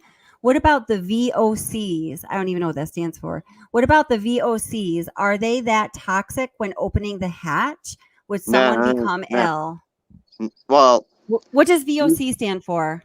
I don't know what she means exactly by VOC, but Okay. you can just open the hatch up. Nothing will happen to you. It's not Okay. pleasant. It's not pleasant. You don't, I mean, if you had choice, you wouldn't want to be there. But some Right. guys have Sure. their jobs as being there to watch the level of a tank. Right. And what Chris Watts Oh, was and doing, John just said, by the way, or somebody said, John and DCT, just for in case anyone's wondering, it's thank you, John and DTC, volatile organic chemicals. Okay. all right. So, thank you. I never heard that we one thank before. you. But w- so settlement. We'll back Like, off facing the crowd. Some people think we're getting a little too morbid, so we'll wrap this pretty soon. But I really thank you. Yeah. oh yeah, we don't have to get morbid, but Yeah. the basic reason why I'm in the with you guys and stuff like that is try to help you understand why why this could happen. And if Chris Watts Yeah. and Nicole Kessinger went up the top of the tanks and opened the hatches up, you're not going to pass out. You're not going to get sick and stuff like that. Right. Yeah, you could possibly, obviously, do it. People go up there and take measuring tapes and drop them down there and bring them up and read them. Yeah. You're not going to Okay. die or anything like that. It's not like that at all. Could it And make you sick? Like sometimes people will say, how Kessinger mentioned that she didn't feel well in the interview or that Jim was sick too. Could you get sick like that? Like, your stomach's upset, you've got a little cough, like something like that? I really don't know. Well, I know she was a safety person, and I know from my own experience, being a safety person means that you don't do anything. So, Right. uh, if somebody was a safety person and went up on top of the tanks, they might not feel good. Yeah, Yeah. because they're not used to it. So Yeah. Elizabeth asks you, question for Kevin. What about Troy McCoy's oxygen monitor going off 3 times Tuesday morning? Oh, I don't know anything about that. Don't know anything about that. Don't usually use monitors unless there's this gas that comes out of the ground called H2S, I think. And that's the only big real hazard that we have in the oil field, because what happens is you breathe it in, and Right. when you breathe it in, you know something's wrong, and Right. or like you like like sulfur or something like that. But Right. what happens is that gas takes away your sense of smell and taste, and Okay. then you breathe it a couple times, and you're like, oh, it's gone. No, it's Okay. still happening, and that's what kills you. But that's Yeah. very rare, and that's why we use Okay. monitors for that, and only in certain places. And I've never been in one of those places. That I've been all over Ohio, West Virginia, Okay. Pennsylvania, and never had any of those that thing happen at all. Okay. But that Susan, was the biggest thing. Shannon, and hi, Shannon. Welcome, by the way. I think I said hi to you, but hi again. Shannon just says, my ex-husband is a mechanic, and the smell of the gear oil would make me feel sick. I always made him take off his uniform outside. Yeah, I think anything like that, if you're not accustomed to it and it's, chemical, it can definitely make you feel sick, especially if you have like a more sensitive constitution, I tell you what, when So. you were ever to visit a drill rig and you were to walk around there, and there's a very high viscosity oil that they use, and Yeah. that just is in your head, and whenever you smell that, it just kind of it does that thing where you think of your barbecue back when you're 7 years old. Every time I Yeah. smell it, I'm like, oh my god, that's it. Yeah, Yeah. yeah, okay. All right. Well, Joan said, Kevin, so glad you answered our questions. I think everyone else is very glad. And I am so appreciative, Kevin. I think I'm going to go back to the, discovery and all of that stuff. But this was like a real treat. Thank you so much for answering all these questions and for giving us so much information we would not otherwise have. I'm glad I to help you appreciate it. guys, and Yeah. I hope you guys all have a great 4th of July. Thank you. You too. Thank you so much, Kevin. I really appreciate it. You're awesome. Thank you very much. All right. Thanks, Kev. Hi, David B. That was awesome. I know you guys all were very grateful he came up there, explained that. Hi, David BMX. I haven't seen you in a while. So nice to see you. Welcome. And is that Hot Ham Radio I see? Oh my God, it is. Hi, Hot Ham. How are you? So yeah, that was really awesome. So, just really good information. I think he started, for those who just came in, he started, really explaining. We were talking about the Watts work truck, and Kevin gave us some deeper explanation than what we had otherwise into what is going on with the work truck, particularly with the oh my gosh, I can't think of what it's called right now. I can't believe it's escaping me. The software, the safe Geotab, the safety software that Chris Watts had on his work truck, as did all of the other employees of Anadarko who drove one of their fleet trucks. Hold it here. Okay, wait. Is that showing what I want it to be showing? Wait a minute. Okay, so, and then, the question came about, when we're looking at the back seat here of Chris Watts' work truck, it looks very small. Kevin said in his perception that he would, think that Shanann could have easily been able to fit there. So yeah. So that's what's up. So I do want to go switch gears a little bit and go back to, and yes, Curious Rose, I don't know, is a trauma nurse, and she's on panel here a lot because she's awesome and super knowledgeable as well. So we've established a lot of things in this discussion so far, and for what we are going to be looking at next, I think that the most important thing, really to focus on is this little clip right here. It always takes me a moment to switch back and forth between, this is a part of the interview/interrogation when Tammy Lee and Grant Coder are trying to really figure out what's going on. They have, decided to take a turn towards using the read technique, where they are going to, hopefully kind of, I guess, coax is the only word that comes to mind, coax Chris Watts into confessing to some part of the crime so they can start to pull him into a complete confession. Somebody we have here in the chat who's former law enforcement and who was a detective said that she would not have used that technique. I've heard that from other people as well, but this is what they went with here. So let's just hear what Tammy Lee has to say here. No, it's okay. We can keep talking to you. Okay? Chris, did Shanann do something to them? No, I don't know.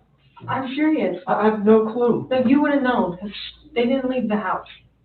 Like, Did Shanann do something to them, and then did you feel like you had to do something to Shanann? They were at the house when I left. They were there. They weren't there. They didn't leave. They vanished. They were The there. only way they could have left is in your truck. There's no way, because, like, I didn't just throw them in my truck. You know your truck has GPS, Yes. right? Yes. Okay, so you talk heard the about woman. She that. said the only way that they could have left is in your truck. Yeah. So then, whoops. So then we also took a look at the discovery.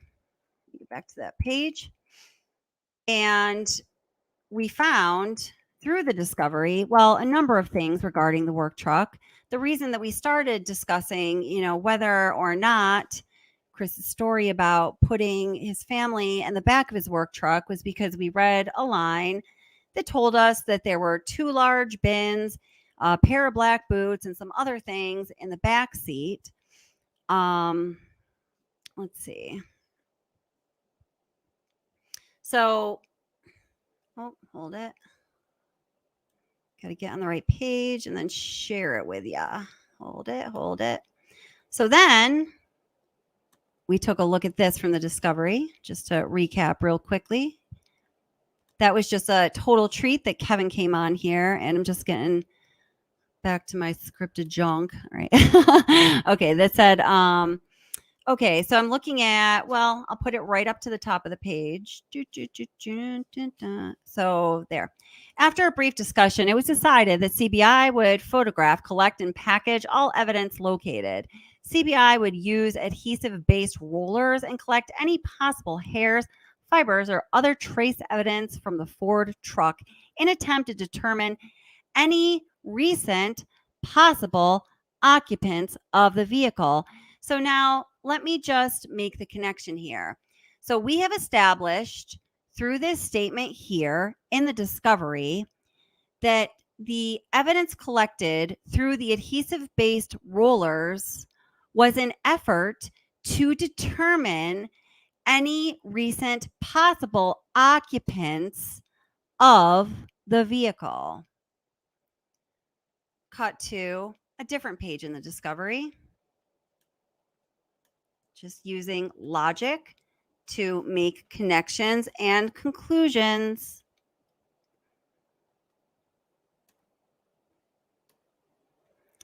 This page has been read before, but it will be read again. And when considering, when we're connecting these 2 parts of the discovery, the one that I just read that tells us what was obtained evidence-wise through the adhesive rollers, also known as the trace lifts, was an effort to determine if there was any other occupants. We're going to now read this.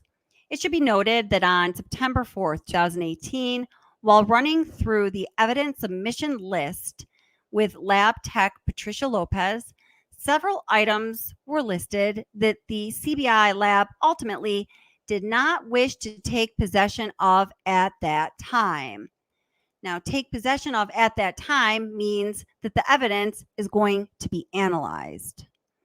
Those items are crossed out on the evidence submission form, which has been added to the case file. The refused evidence items are as follows. I'm going to read all of them in case something clicks for anyone. Oral swabs from Celeste Watts, control swabs from Celeste Watts, oral swabs from Bella Watts, left palmar swabs from Bella Watts, that's the palm side of the hand, right palmar swabs from Bella Watts, or at least I've always believed that's what it was. If someone knows better and I'm wrong, correct me. control swabs from Bella Watts, right palmar swabs from Shanann Watts, left palmar swabs from Shanann Watts, control swabs from Shanann Watts. For the purposes of what we're looking at today, this is what's important to me. Driver's side seat cover from work truck, trace lifts from the center console of the work truck, trace lifts from the back seat, the driver's side of Chris Watts' work truck. The items were not taken by CBI, or the items that were not taken by CBI were transported back to the Frederick Police Department and checked into evidence. Whoever wrote this portion of the discovery was like smoking crack because there's typos everywhere and a lot of it doesn't make sense. But what we get is this. The trace lifts that were taken from Chris Watts' work truck were an effort to determine who was in that truck. Fact number one. Fact number two, through Tammy Lee and Graham Coder's questioning and interrogation of Chris Watts, we know that they knew that Chris Watts transported his family from the home to Survey 319 in his work truck. However, present on the refused to analyze evidence list of evidence already collected per CBI are the driver's side seat cover from Chris Watts' work truck. These are tongue twisters, guys. Trace lifts from the center console of Chris Watts' work truck, and trace lifts from the backseat driver's side of Chris Watts' work truck. Now, the question has always existed for me. The question remains, and the question strengthens as I continue to look into this case. If Tammy Lee and Graham Coder and everyone else who was investigating this case knew for sure, beyond a shadow of a doubt in their minds, that Shanann, Bella, and Celeste were taken from the home at 2825 Saratoga Trail to Survey 319 in Chris Watts' work truck, and there were still questions surrounding what may have happened. The date that these evidence items were refused was September 4th, 2018, which is long before Chris Watts officially pled to this crime, or even before he made a statement that he would plead to this crime. This is about 2 months at least before that. Why in God's name were the trace lifts, whose purpose is to determine who is in this truck, why were those items refused for analysis by the Colorado Bureau of Investigations? If anyone can answer me that question, I would be so grateful, because it makes absolutely no sense. Susan Hughes brings up a good point that we were talking about a little bit earlier. Hi, Susan. So happy you're here, sweetheart, by the way. Susan says, I wonder if they did DNA on the lighter in the passenger seat. Well, we don't know. All that we know is that they made a mentioning that there was a green lighter inside the door of the passenger seat of Chris Watts' work truck. And I was just using the example that I can speak for myself.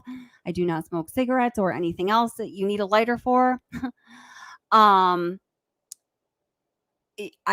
can't remember the last time somebody would have found a lighter in my vehicle. Back when I was in like college, I used to smoke cigarettes occasionally. Certainly my friends did. I had friends in the car all the time. I was in college.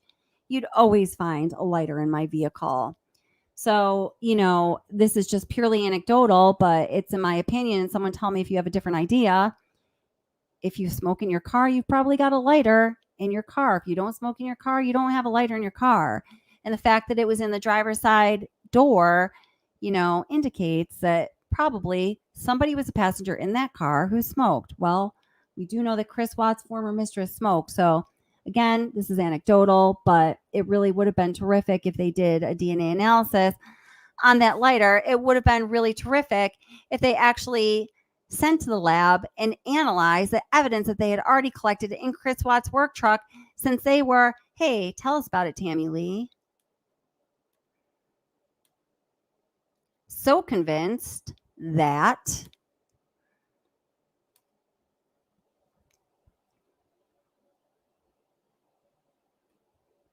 something to them, and then did you feel like you had to do something to Shanann? They were at the house when I left.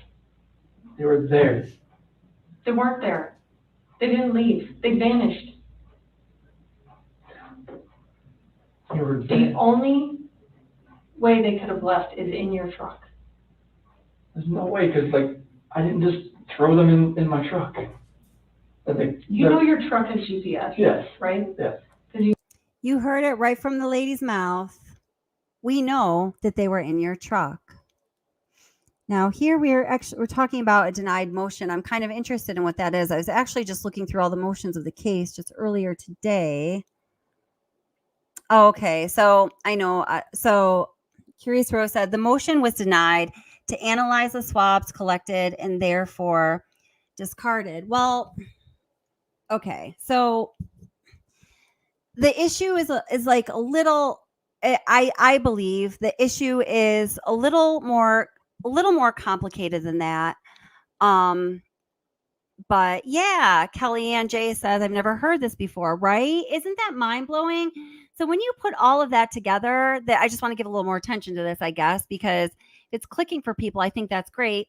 When you put all of those pieces together that we just put together, it's really mind blowing. I mean, it really verges on, just like negligence, inability to properly investigate and pursue justice in this case.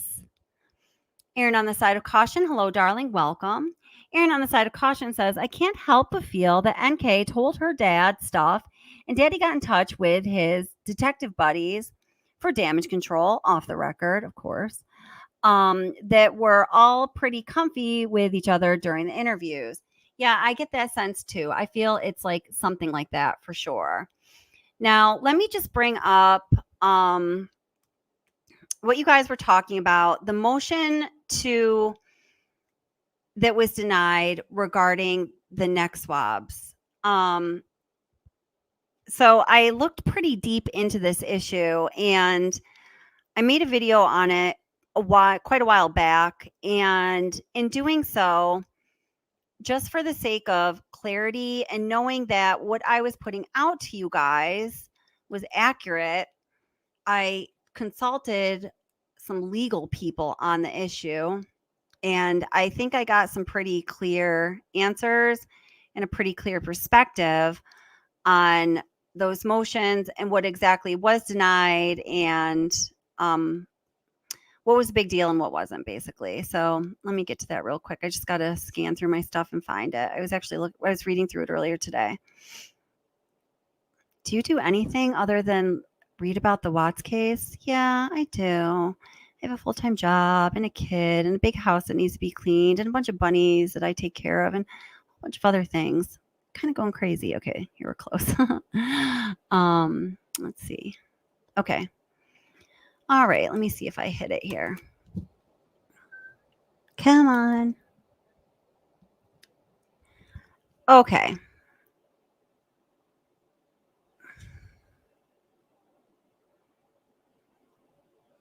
Okay.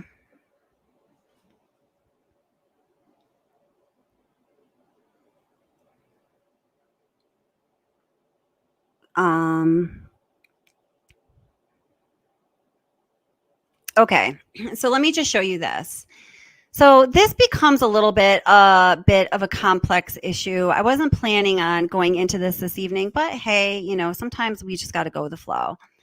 So during the course of the initial hearing, when Chris Watts first appeared in court, okay, there we go. Let me see if I can expand this a little bit so you can see it better. I don't really know if I can. Oh, yeah, I can. Alrighty. Oops, wrong way. Okay. Let me see if I can read it now. Second here. Oh, wait, did I think that's the one I expanded, right? Yeah. Let me just do both of them because I don't know what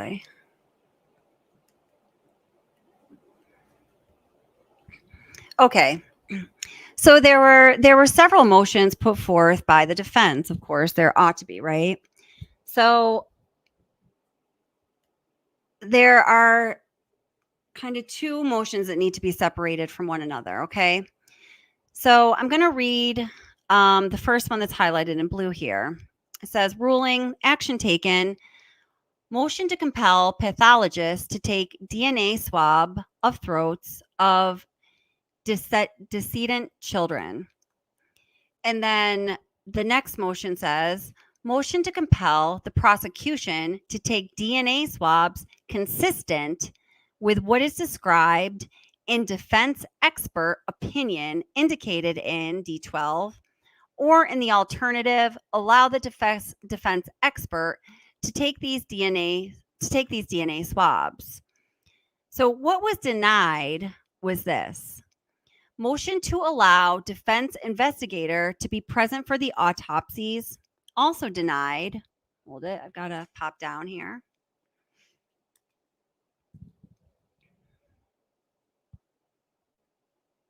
I'm not sure which one we're looking at. Sorry, I've got two versions of this up. Sorry, just one sec.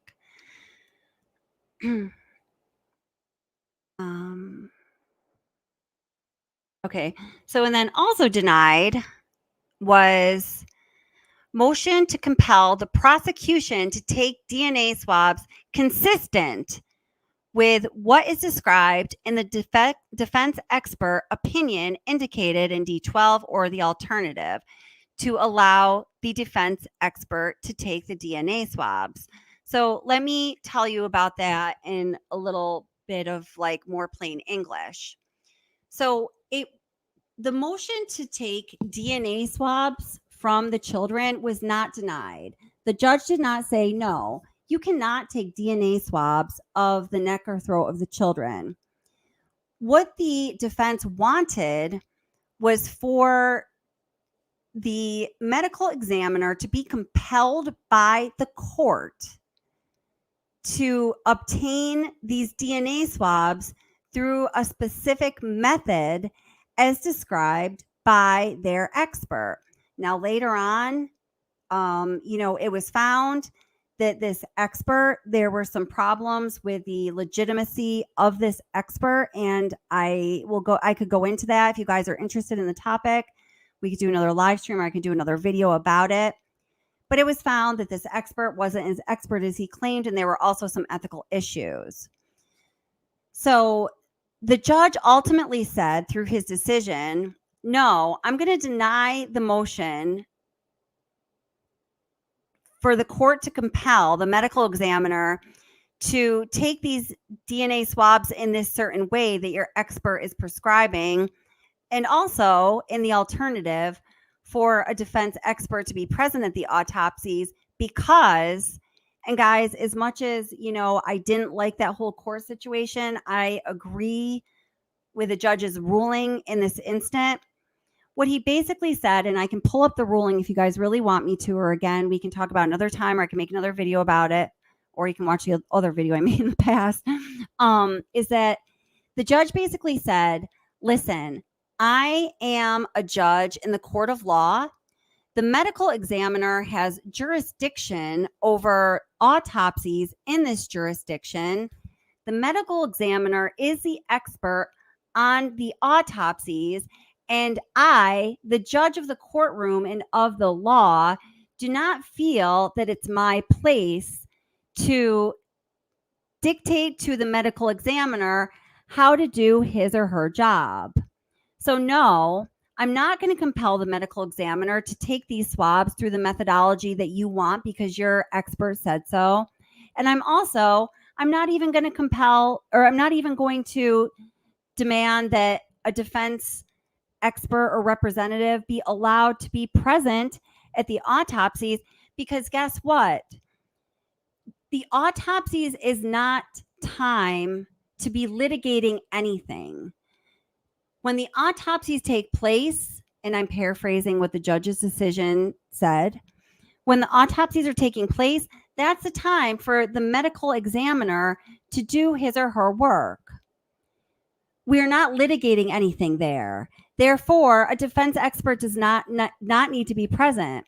We need to trust, whether this is right or wrong, that the coroner's office or the medical examiner is going to be doing their work according to scientific methodology, and that there's nothing, political going on in that room. And hey, defense, you will have your turn, at a later time to look at those results and to have any experts that you want call into question any conclusion that the medical examiner made while conducting those autopsies. Does that make sense? So it's like it's kind of a subtle difference in the ruling that the judge actually laid down. It's not that he was saying, no, I'm not going to, they're not going to take swabs from the children's neck or throats. We're just not going to do it in this way that you're trying to force us to do, defense team, because it's not what I do to interfere with how the autopsies are conducted. Does that make sense? Oh yeah. So Rosie, you says with respect, Colorado did cover up a lot. Oh yeah, I totally agree. That's why it almost pains me to tell you guys what I just did. In fact, when I was researching the topic a while back, oh good, I'm glad you're with me, Ara. Thank you. Being honest, I was hoping it would turn out differently. I was hoping that I would be able to show that there was some misconduct on the part of the court in the way this all went down. But, if I'm being honest and I'm, giving you guys the information that I honestly found while doing my research, this is it. You know what I'm saying? Let's see.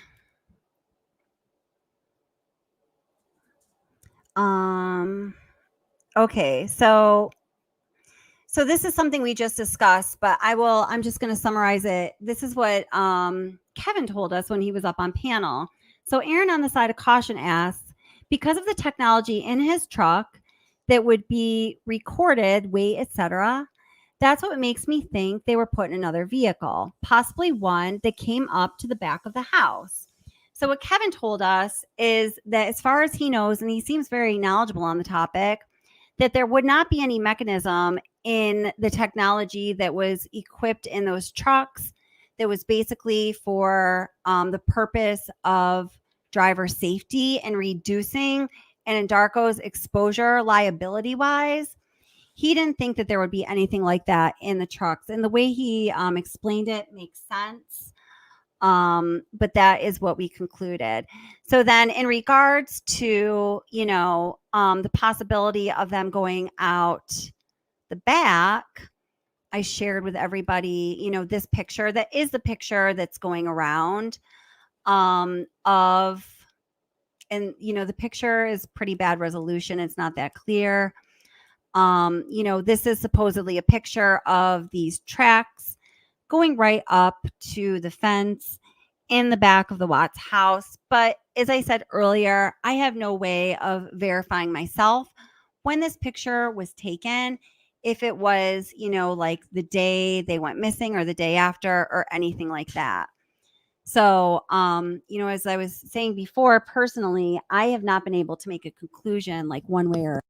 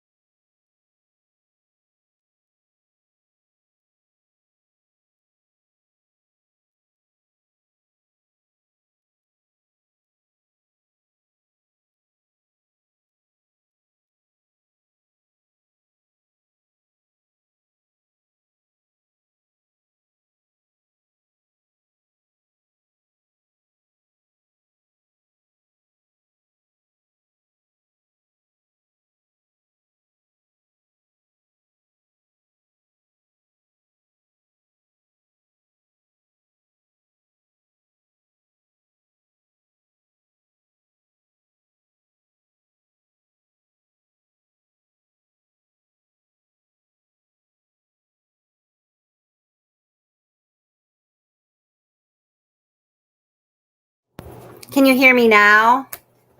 Sorry about that. Okay, now I'm gonna plug my mic in also, see if it'll work again. Let's see about this.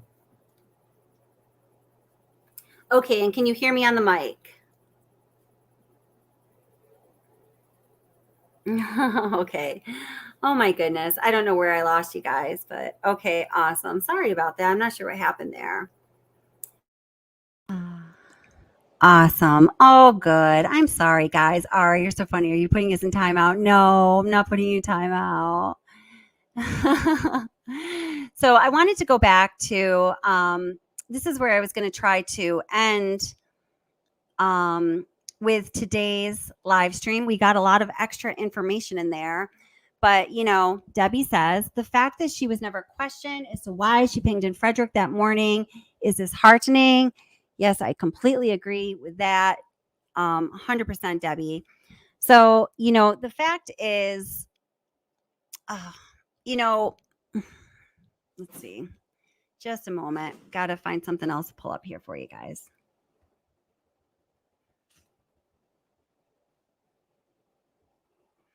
All right. So I'm close. And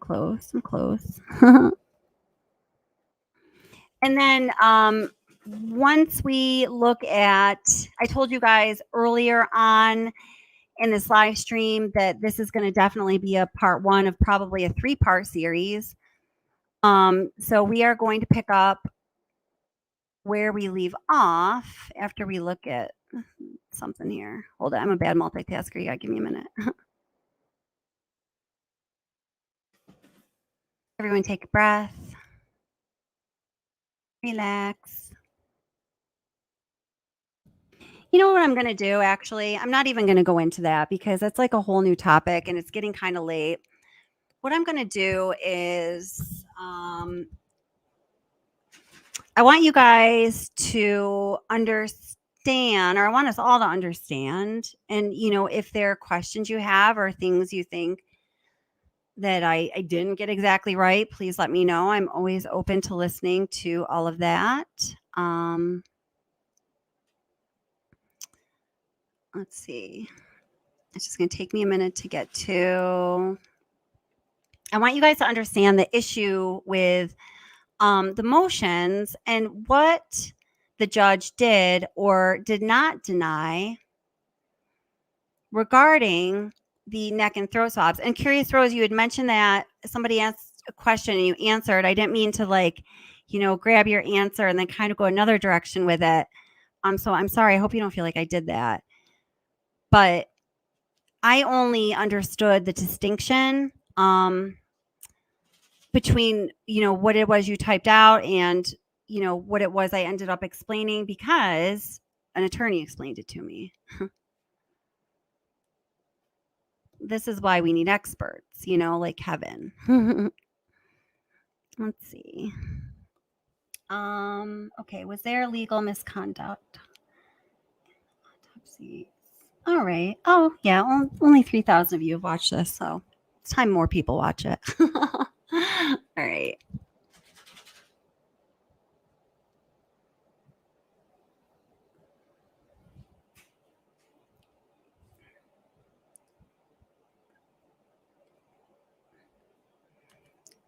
Oops. That's right. That's when I started doing that. All right, hold it. Go back all the way. Okay. Okay, so I'm going to play this little video that is going to explain more about the motions that were denied and why that was.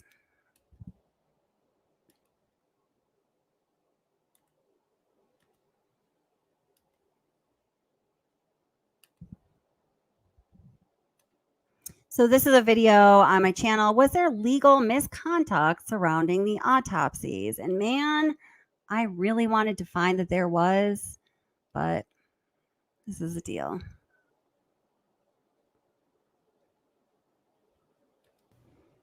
Welcome to Watts the Obsession, a channel that respects both victim families.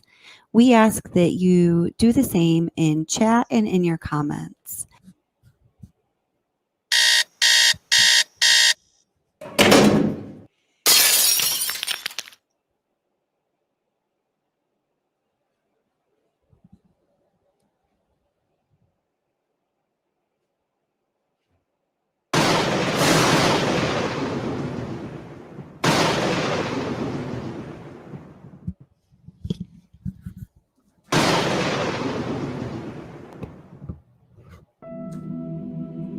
you, Utter Nutter.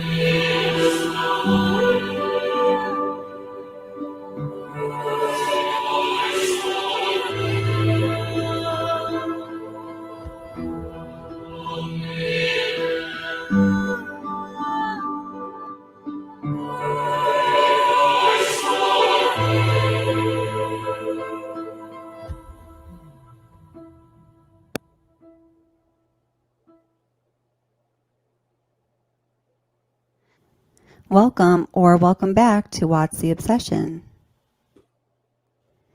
Please, everyone, be kind and be respectful while you are commenting on this channel or any channel on YouTube, or when you're at the grocery store or the bank or in your car. You get the point. But especially, please be respectful when commenting on this topic. Hold it. Something weird I think just happened with the audio again. Hold it. Subscribers of my channel will know that I almost never talk about the autopsies in the Watts tragedy. And this is because I leave that up to the medical experts, or at least the people that have some medical autopsies, for the reasons I qualifies Hold them. it.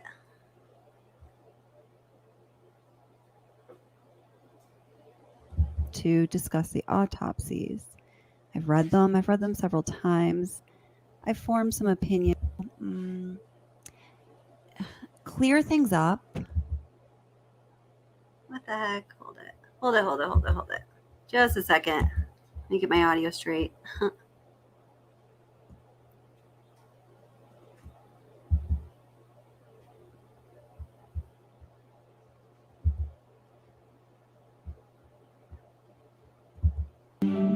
There we go. And be respectful while you are commenting on this channel or any channel on YouTube, or when you're at the grocery store or the bank or in your car. You get the point. But especially, please be respectful when commenting on this topic.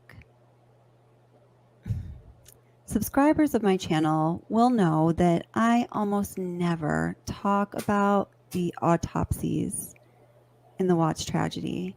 And this is because I leave that up to the medical experts, or at least the people that have some medical knowledge or have some background that qualifies them to discuss the autopsies. I've read them several times. I've formed some opinions, but this is not my wheelhouse. And hey, if you are new to this channel, please know this is not my wheelhouse. And I don't like to talk about the autopsies for the reasons I just stated. But in this video, we're not going to talk about the autopsies per se, but rather a legal procedural issue that is related to the autopsies in the Watts case. There were some things that happened procedurally or in the investigation that have been brought into question by many, and this includes myself. But, you know, I'm not going to try to make chaos and turbulence where it doesn't already exist in this tragic case. My objective, this channel's objective, is to try to clear things up. And, you know, usually you find that the simplest explanation is the explanation, right? This is the idea, the logical idea of Occam's razor. Now, this isn't always the case, especially when the topic is a triple homicide of a pregnant woman and her 2 children and a husband that had an affair and a big oil company. And, things can get complex. They can. But I think we are best served to not make them more complex. You know what? Hold it. My earbud's like, hey, man, I'm done. I'm done with you. I'm done with you. Give me some freaking charge, says my earbuds. Hold it.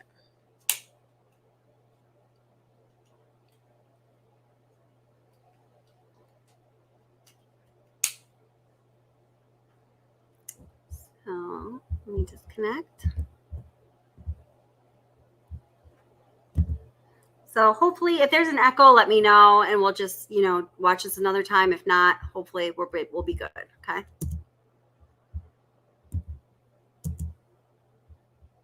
Oh, I have to disconnect my mic too.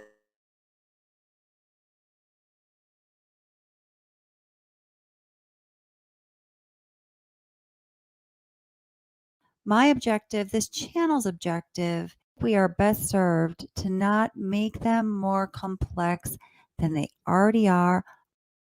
Procedure at that stage in the game.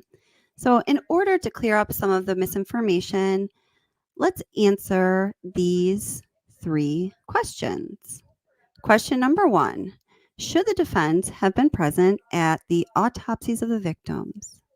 Question number 2, did Chris Watts' defense fail to properly defend him by not being present at the autopsies of the victims? And question number 3, did the judge or prosecution behave in any way that deprived Watts of his legal rights? In order to accurately answer these questions, we will look at, that initial hearing, and also I think it's important to look at the specific legal documents, or at least a record of them, that are relevant to this initial hearing, and then, the idea that something went wrong here. And hey, listen, obviously a lot of things went wrong throughout this case and this incomplete investigation. I absolutely believe that, but this is not the place to be looking.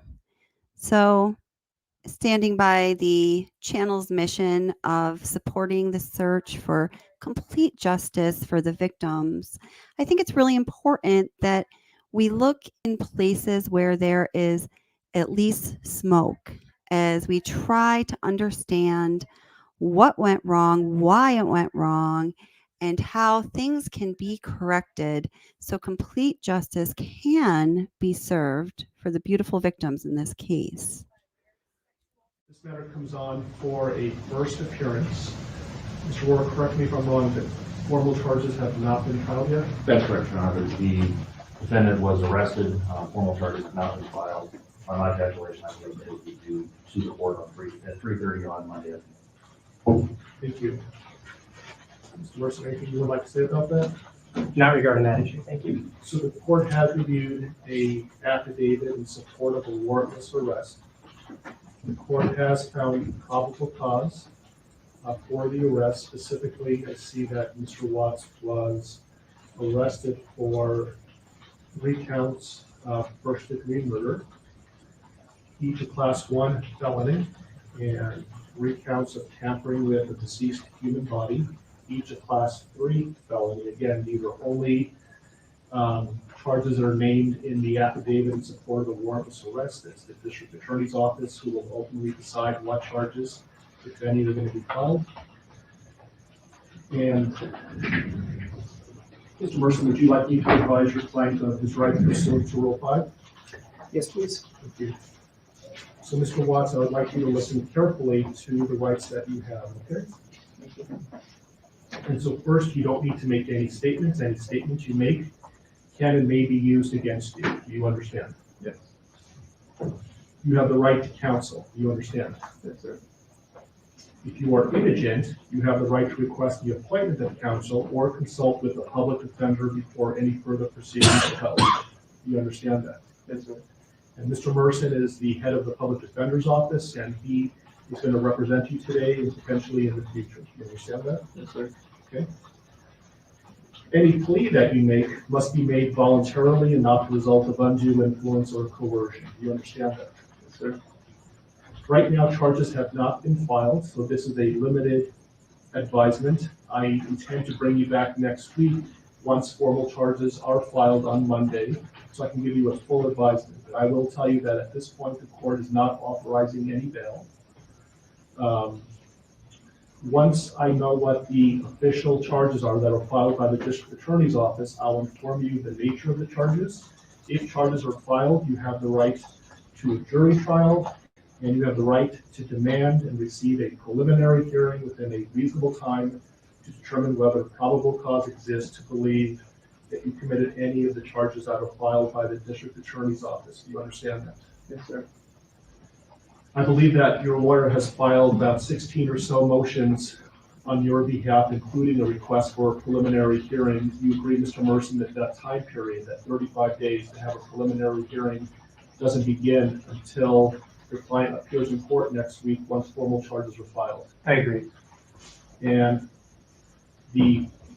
I have not seen, correct me if I'm wrong, a proof positive, presumptive, great written motion by your office. Not at this point, Judge. Okay. Okay. And so would you like me to further advise your client of any additional rights? No, thank you. Okay, so you heard in that little clip right there, the relevant court hearing that we'll be referring to in this video is Chris Watts' first court appearance, which was on August 16th, 2018. The misinformation that is going around, and I can understand why some people could misunderstand what was going on. Criminal court proceedings in the United States can be very complex. I think the attempt is, and it's an imperfect attempt for sure, is to give each side ample opportunity to try to exercise their freedoms or their powers given by the law. And there's a lot of back and forth. It's a little bit of a tennis game, okay? There were a number of motions filed by the defense, in excess of 20 motions, and this includes the motion that a defense representative be present at the autopsies, okay? So then the district attorney's office, their job is to respond to the motions if they choose to do so. Usually this is because they have some kind of objection to the initial motion. So this is what DA Rourke or Attorney Wren would do. And then ultimately the judge, Honorable Judge Kopkow, makes an order on the initial motion, on the defense's motion, and that is the rule of law for this case. Okay, now remember, the motions and response to motion, and then ultimately the ruling relative to these three questions that have been asked, and that will hopefully clear up the misconceptions about this hearing and what happened. Those relevant motions and the response and all that happened after and just after the initial hearing that was video recorded. So there was the initial hearing, okay, around midnight the night before. Shanann Watts' body was recovered from the grounds in Survey 319. So of course, that happening, started the clock ticking, and the defense team filed several motions that afternoon, and the prosecution responded that evening, and then the judge ordered on the question of whether the defense should or could be present at the autopsies, along with some other requests that the defense made. So let's take a look at the initial hearing and then these documents, and we'll do it in the chronological order that they happened that day or over those 2 days, okay? Still talking about Yes. D17, yes. which was also filed under seal. Yes. So with respect to paragraph number 3, Judge, our concerns relate to the way this is worded. As the court knows, the pathologist goes through a very extensive process when conducting an autopsy, much of which is governed by statute. I think most of what he's asking for is standard procedure for an autopsy conducted in this jurisdiction and would be done. However, I have concerns about the way this is phrased in that it orders collection of trace DNA and touch DNA from certain areas of the bodies that at this point we don't even have, frankly. Second, we don't know if that trace DNA is going to even exist if we have the bodies. So there's no way to order us to find something that may or may not exist. I think when I read the motion, it essentially is putting the prosecution on notice that at some point they may be in possession of exculpatory evidence, and it's their duty to make reasonable efforts to preserve that and ultimately provide that to the defense. And so I think they're on notice by the mere fact that we're talking about this, that Mr. Wren got a copy of the motion, and if this becomes an issue later on, we can litigate this, and there's some pretty significant sanctions for the destruction of exculpatory evidence. Okay, so that would be the ruling of the court. Your Honor, may I ask one clarifying question? Because the way that the motion. Okay, so here we listen to Stephen Wren bring up some points that he wants the court to address based on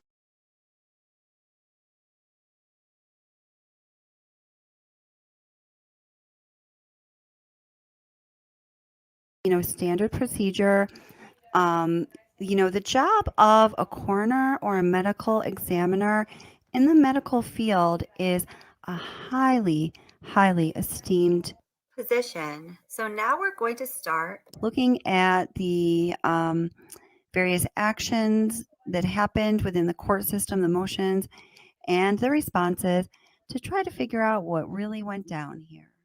The first is the motion by the defense. So the defense submitted, I believe the judge said, like 16 motions. And this motion by the defense is to allow a defense investigator to be present at the autopsies. So basically just a representative of the defense team, okay? The second document is the district attorney's response to the motion by the defense. This is also called the people's response. So in this case, DA Rourke submitted a response to the motion by the defense. And again, we go up to number 1. The motion is to allow the defense investigator to be present at the autopsies. And then the third legal document that we can look at to answer all of the questions I posed that have been posed by others is the judge's order on the initial motion. And again, that was the defense's motion to allow a defense investigator or representative to be present at the autopsies. So now let's take a look at those documents. To understand what specific moves, so to speak, each side made, so this is either the defense attorney or the district attorney's office, we can look at the original documents or a record of the documents. We're going to look at a record here as far as the defense's motions go because there were so many motions. So for the purposes of this video today, we're going to just narrow the scope down to a motion to allow a defense expert to be present at the autopsies. And then they changed things up a little bit, and they also filed a motion to allow defense investigator to be present at the autopsies. What they were really going for through these two motions, D18 and D19, is to have some kind of a representative from the defense present at the autopsies. Now, it's important to remember here that these motions were filed after the initial appearance Chris Watts made in court on August 16th, 2018. It was at midnight the night before when the body of Shanann Watts was recovered from the ground near Survey 319. And it's a matter of common sense to know that conducting an autopsy is a time-sensitive matter, right? Now, please remember, everybody, that I am not a fan of District Attorney Michael Rourke for many reasons. I'm not a fan at all. And I am a supporter of the victims of this tragedy of Shanann, of Celeste, of Bella, and Niko. And the mission of this channel is to help to ensure that complete justice is served for these victims. But the purpose of this video today is just to clear up this issue of whether or not the defense was supposed to be present at the autopsy and if they failed Chris Watts in any way by not being there, okay? Spoiler alert, my conclusion is they did not. But the next step here is to look at the district attorney's response to the defense's motion seeking a court order mandating the defense is present during the autopsy of defendants' murder victims. Okay, so this is the motion that the district's attorney's office specifically decided to respond to. So this again is the people's response to the defendant's motion seeking court order mandating defense presence during autopsy of defendants' murder victims. Whew, it's heavy stuff, man. Now, I could read through this response word for word and probably lose most of you that I haven't lost yet because this is dense material. But I can just tell you in summary, the defense points out, gross summary, seriously, but the defense points out the time-sensitive nature of conducting an autopsy. And the defense, being an attorney or a group of attorneys, points out their lack of expertise in medical skills that are needed to conduct an autopsy or to determine under what circumstances and with timing or conditions an autopsy should be conducted, right? The district attorney's response then goes on to cite case precedents relative to this case. So for those of you that do not know what case precedents is, it is comprised of cases with similar legal issues that were settled before the case at hand. So the way the American judicial system works is courts, judges look to the law of the land, to the Constitution, to state laws, to local laws, to federal laws. And legal issues are not always black and white. We cannot always just look to a federal law, a state law, and a local law and say, here's the answer. So when there is gray area there, we look to case precedents.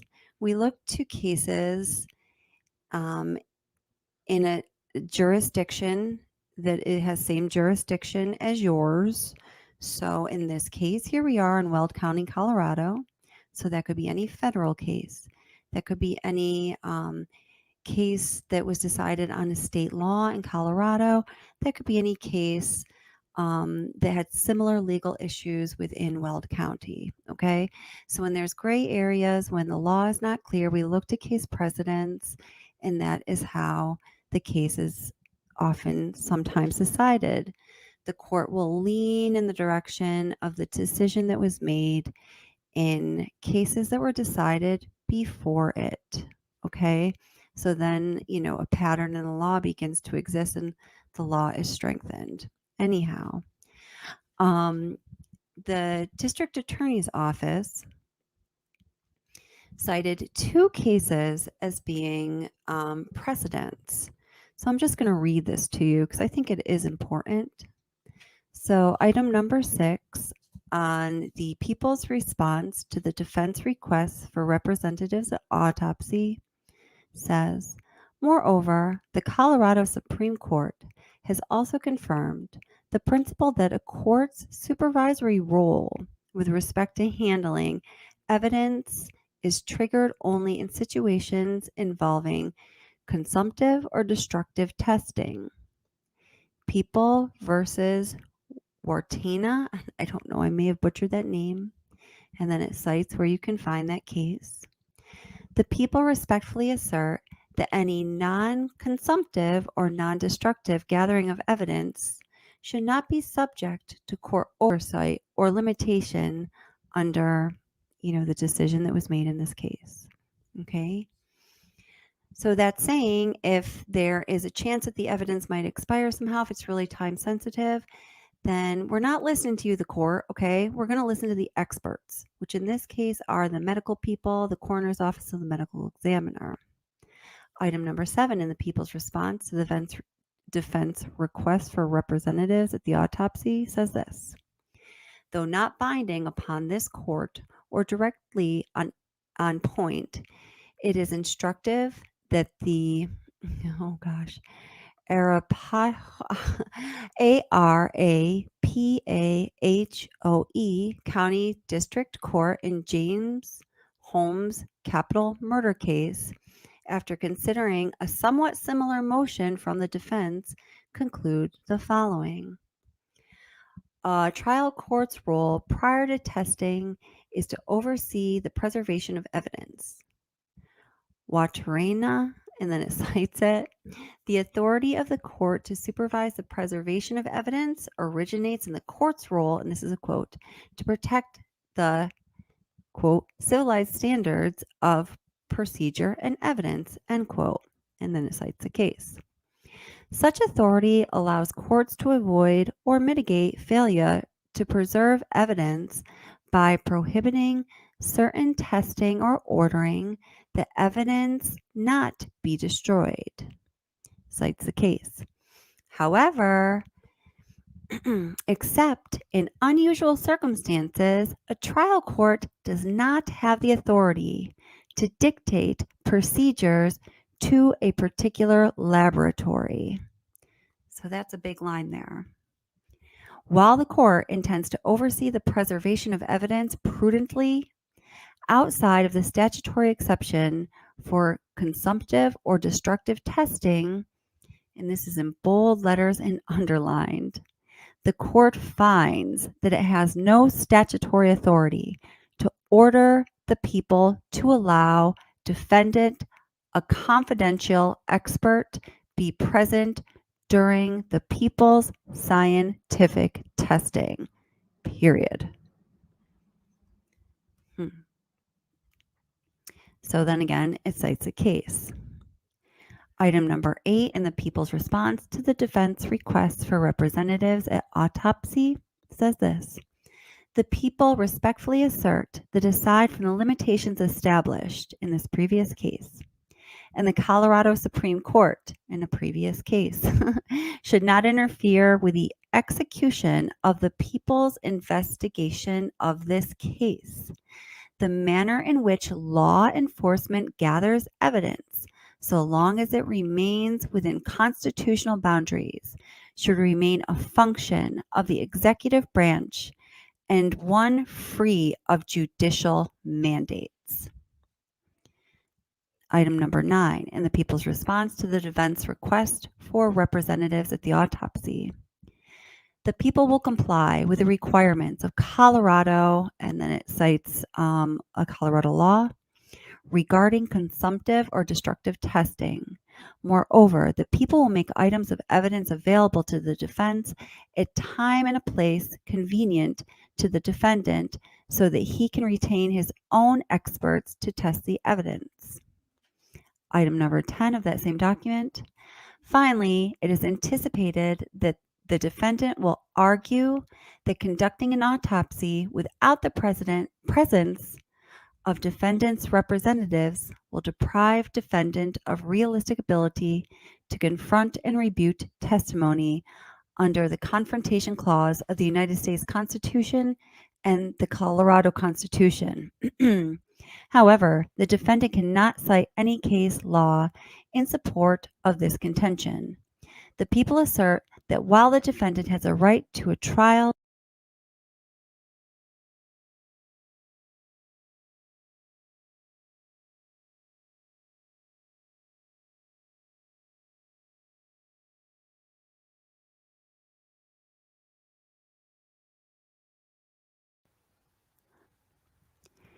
wherefore the people ask that this honorable court deny defendant's motion in its entirety, dated this 16th day of August, 2018.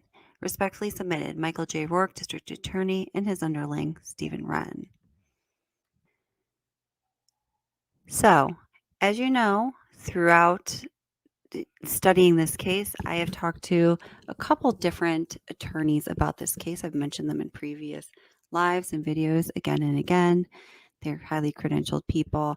This is something that has been an issue throughout this case. I've heard it come up again and again, and this is something that I've run by them and just also researched myself. So District Attorney Rourke's reliance on case precedents in this issue, the issue of, the defense's motion to have a defense representative present at the autopsies, his case precedents here and the way it is cited, considering the time-sensitive nature of the autopsies and the way that cases were decided before this one is legally solid, in my opinion, and in the opinion of others. Now, personally, do I take other issues with Mr. Rourke? Oh, yes, I do. But in this matter, the fact that the defense attorneys or a representative from the defense attorney's office was not present at the autopsies, this is following case precedents and makes sense when we use Okay, so common obviously sense the and most consider the important time-sensitive nature on of the matter conducting of an if a defense autopsy. expert should be allowed at the autopsies of victims is Judge Kopkow's opinion. It is his opinion that is going to make a legal ruling on this matter. So let's take a look at what Judge Kopkow has to say. So Judge Kopkow makes a ruling on several different things here, and some of them I have not mentioned yet. I'm going to mention them in a next video, but there is a grouping of motions that the defense made. So you'll see the first ruling Judge Kopkow makes is there's action taken on the order, the motion, the defense's motion to compel a pathologist to take DNA swabs of throats of the descendant children's. And he granted this motion. So he says, okay, yes, that can happen. We're going to have the pathologist take DNA swabs of the throats of Bella and Celeste. Now, the defense ordered this motion ostensibly in the beginning because they were going to go with supporting Chris's initial story that Shanann killed the children and then he killed Shanann. Okay. So the next ruling of the judge here is on the motion to compel the prosecution to take DNA swabs consistent with that described in the defense expert's opinion, or in the alternative, to allow the defense expert to take these DNA swabs himself. That order was denied. So what the defense did was they said, okay, well, we want those DNA swabs taken of the throats. And judge said, okay, we'll do that. And then he said, well, and I want them to be taken in this manner that my expert says, or I want my expert to take them himself. A problem with this, there was two. The defense experts had been an expert in previous cases, and there were charges of misconduct against him from a few years ago. Probably should have used a different expert. Also, the judge goes on to say that these requests are common requests of what is going to be done at an autopsy. And the autopsies are under the control, so to speak, of the prosecution. It's a prosecution's action. There's a murder victim. The prosecution is going to prosecute someone for that murder, of course. And well, if they believe it's a murder, because it's going to be the medical examiner who decides, it's the prosecution who orders the medical examiner to, examine the bodies. Okay.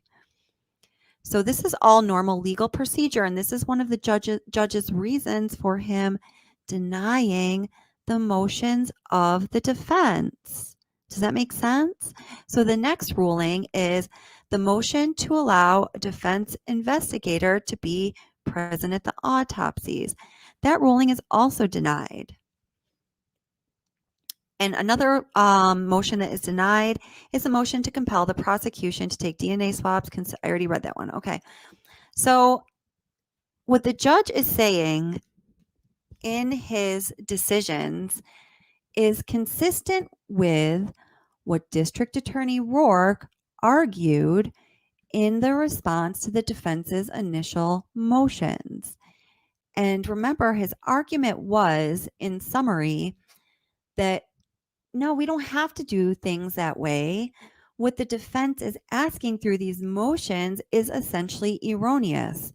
Of course, when a medical examiner is conducting an autopsy, he is going to look into all of these things. He's going to take these DNA swabs. He's going to get these samples. And it is typical protocol that the autopsies just happen. There's certain people that are allowed to be there. There's certain people that have to be there. And there are certain people that are just discluded from being there because at that point they're not relevant. The autopsies are like the prosecution's deal. So the judge's ruling, which is consistent with District Attorney Rourke's response to the defense motions, is that we're doing the autopsies like the experts want them done. We are the legal people. We are the judicial branch. The medical experts know what they're doing. The autopsies is not the time or the place to demand or to have defense experts or anyone present.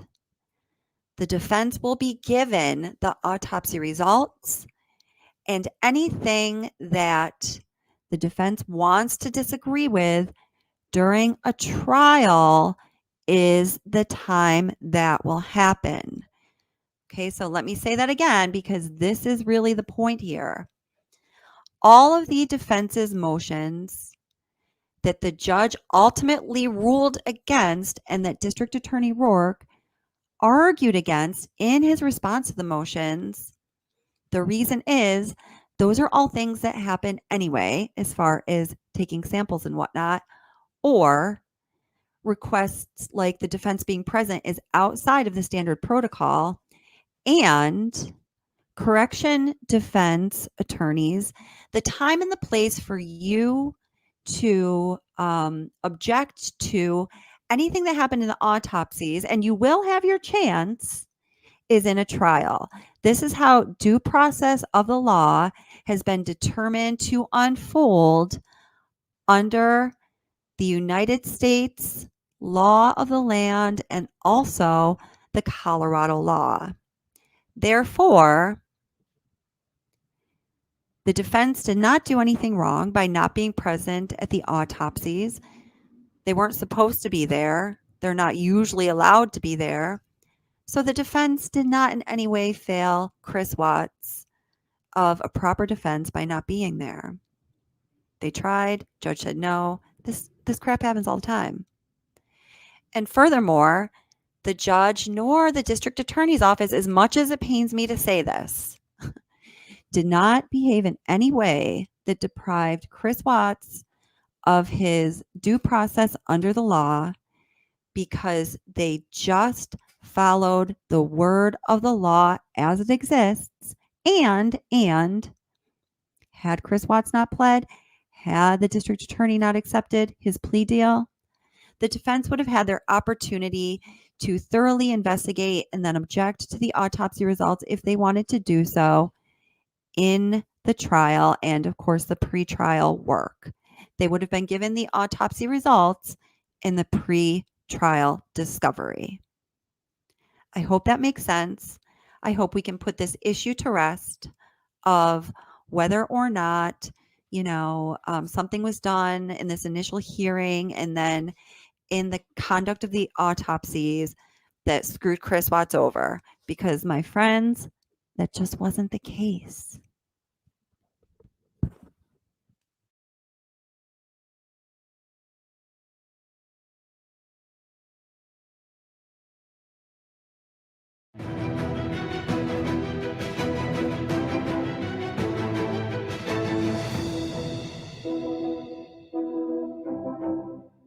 Good evening, everybody. I'm Jesse Weber, and welcome to Prime Tonight.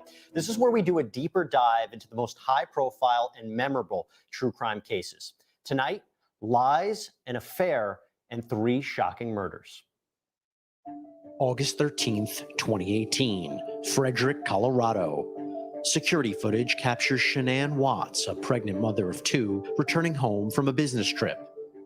3 days later, the dead bodies of Shanann and her 4-year-old daughter Bella and 3-year-old daughter Celeste would be found by police. From the outside, Shanann had an idyllic life. She was married to Chris Watts, a man she described as the best thing that ever happened to her. The young couple had 2 daughters and were expecting their 3rd child. So pink means... That's just the test. I know. It just says the pink is going to be girls. I don't know. What we've since learned, though, is that there were deep cracks in this picture-perfect family. Thank you so much for coming out here with me, Christopher. I'm having a wonderful time. You mean a lot to me. At the time of Shanann's pregnancy announcement, Chris was having an affair with coworker Nicole Kessinger. The relationship was documented by photos, videos, and racy pictures. The Watts marriage would soon become strained, with texts revealing Shanann thought Chris was being distant. Shanann told a friend she planned to speak to her husband after her trip. Instead, later in the day, Shanann and her daughters are reported missing when a friend can't get a hold of her. No sign of a mother and her 2 young daughters who disappeared early Monday afternoon. 34-year-old Shanann Watts is 15 weeks pregnant. Chris says his wife and kids left while he was at work, but never came back. He even turns to the media, pleading on TV for his family's safe return. Shanann, Bella, Celeste, if you're out there, just come back. Like, if somebody has her, just please bring her back. But a neighbor's surveillance video tells a different story. After failing a lie detector test and police narrowing down their focus, Chris, you gotta tell us. There's something that happened to these baby girls. Look at them. I know. Chris Watts admits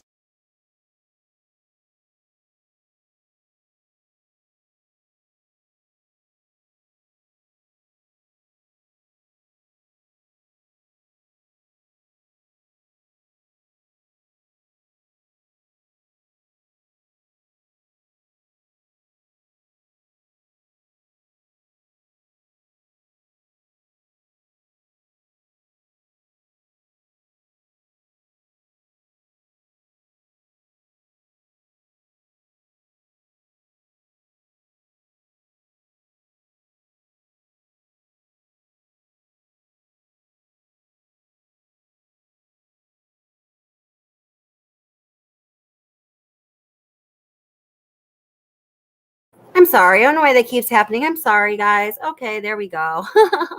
Sorry about that. Oh, let's see. Just see if there's any questions. Can you guys hear me now? Hopefully you can hear me now. My earbuds ran out of steam and all kinds of crazy things. So I don't know. So, okay. Let's see. Michelle. Hello, Michelle. How are you? It is verified at some point. NK said something about cut the mama. Oh, really? I don't know about that. Yikes. If there was the case, I would definitely like to know because, wow, that would say a lot. All right. Okay. Oh, let's see. Shannon says, let's see. I just want to grab a couple of you if you have questions or statements or anything like that.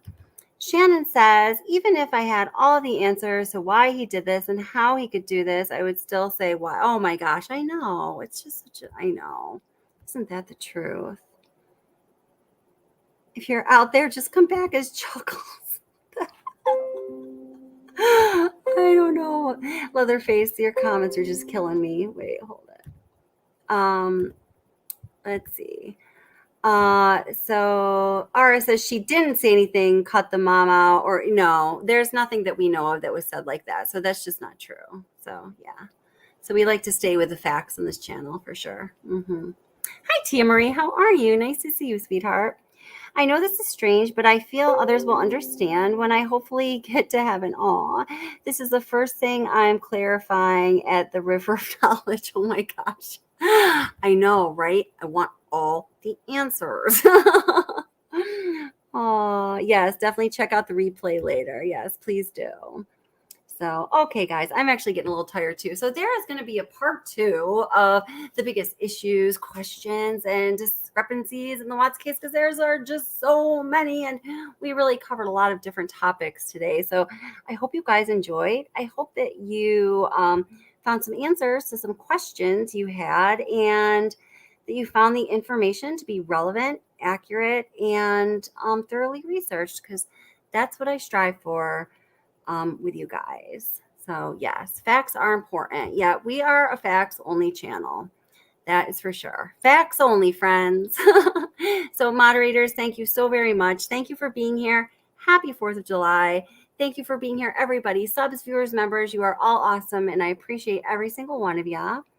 Yeah, and thank you guys so much. Everyone be safe. Have an awesome day tomorrow if you're celebrating the 4th. Have an awesome day tomorrow if you're not celebrating the 4th. And I appreciate all of you. And thanks, DTC. You're the best. All right. Love you guys. Everyone take care. Bye-bye.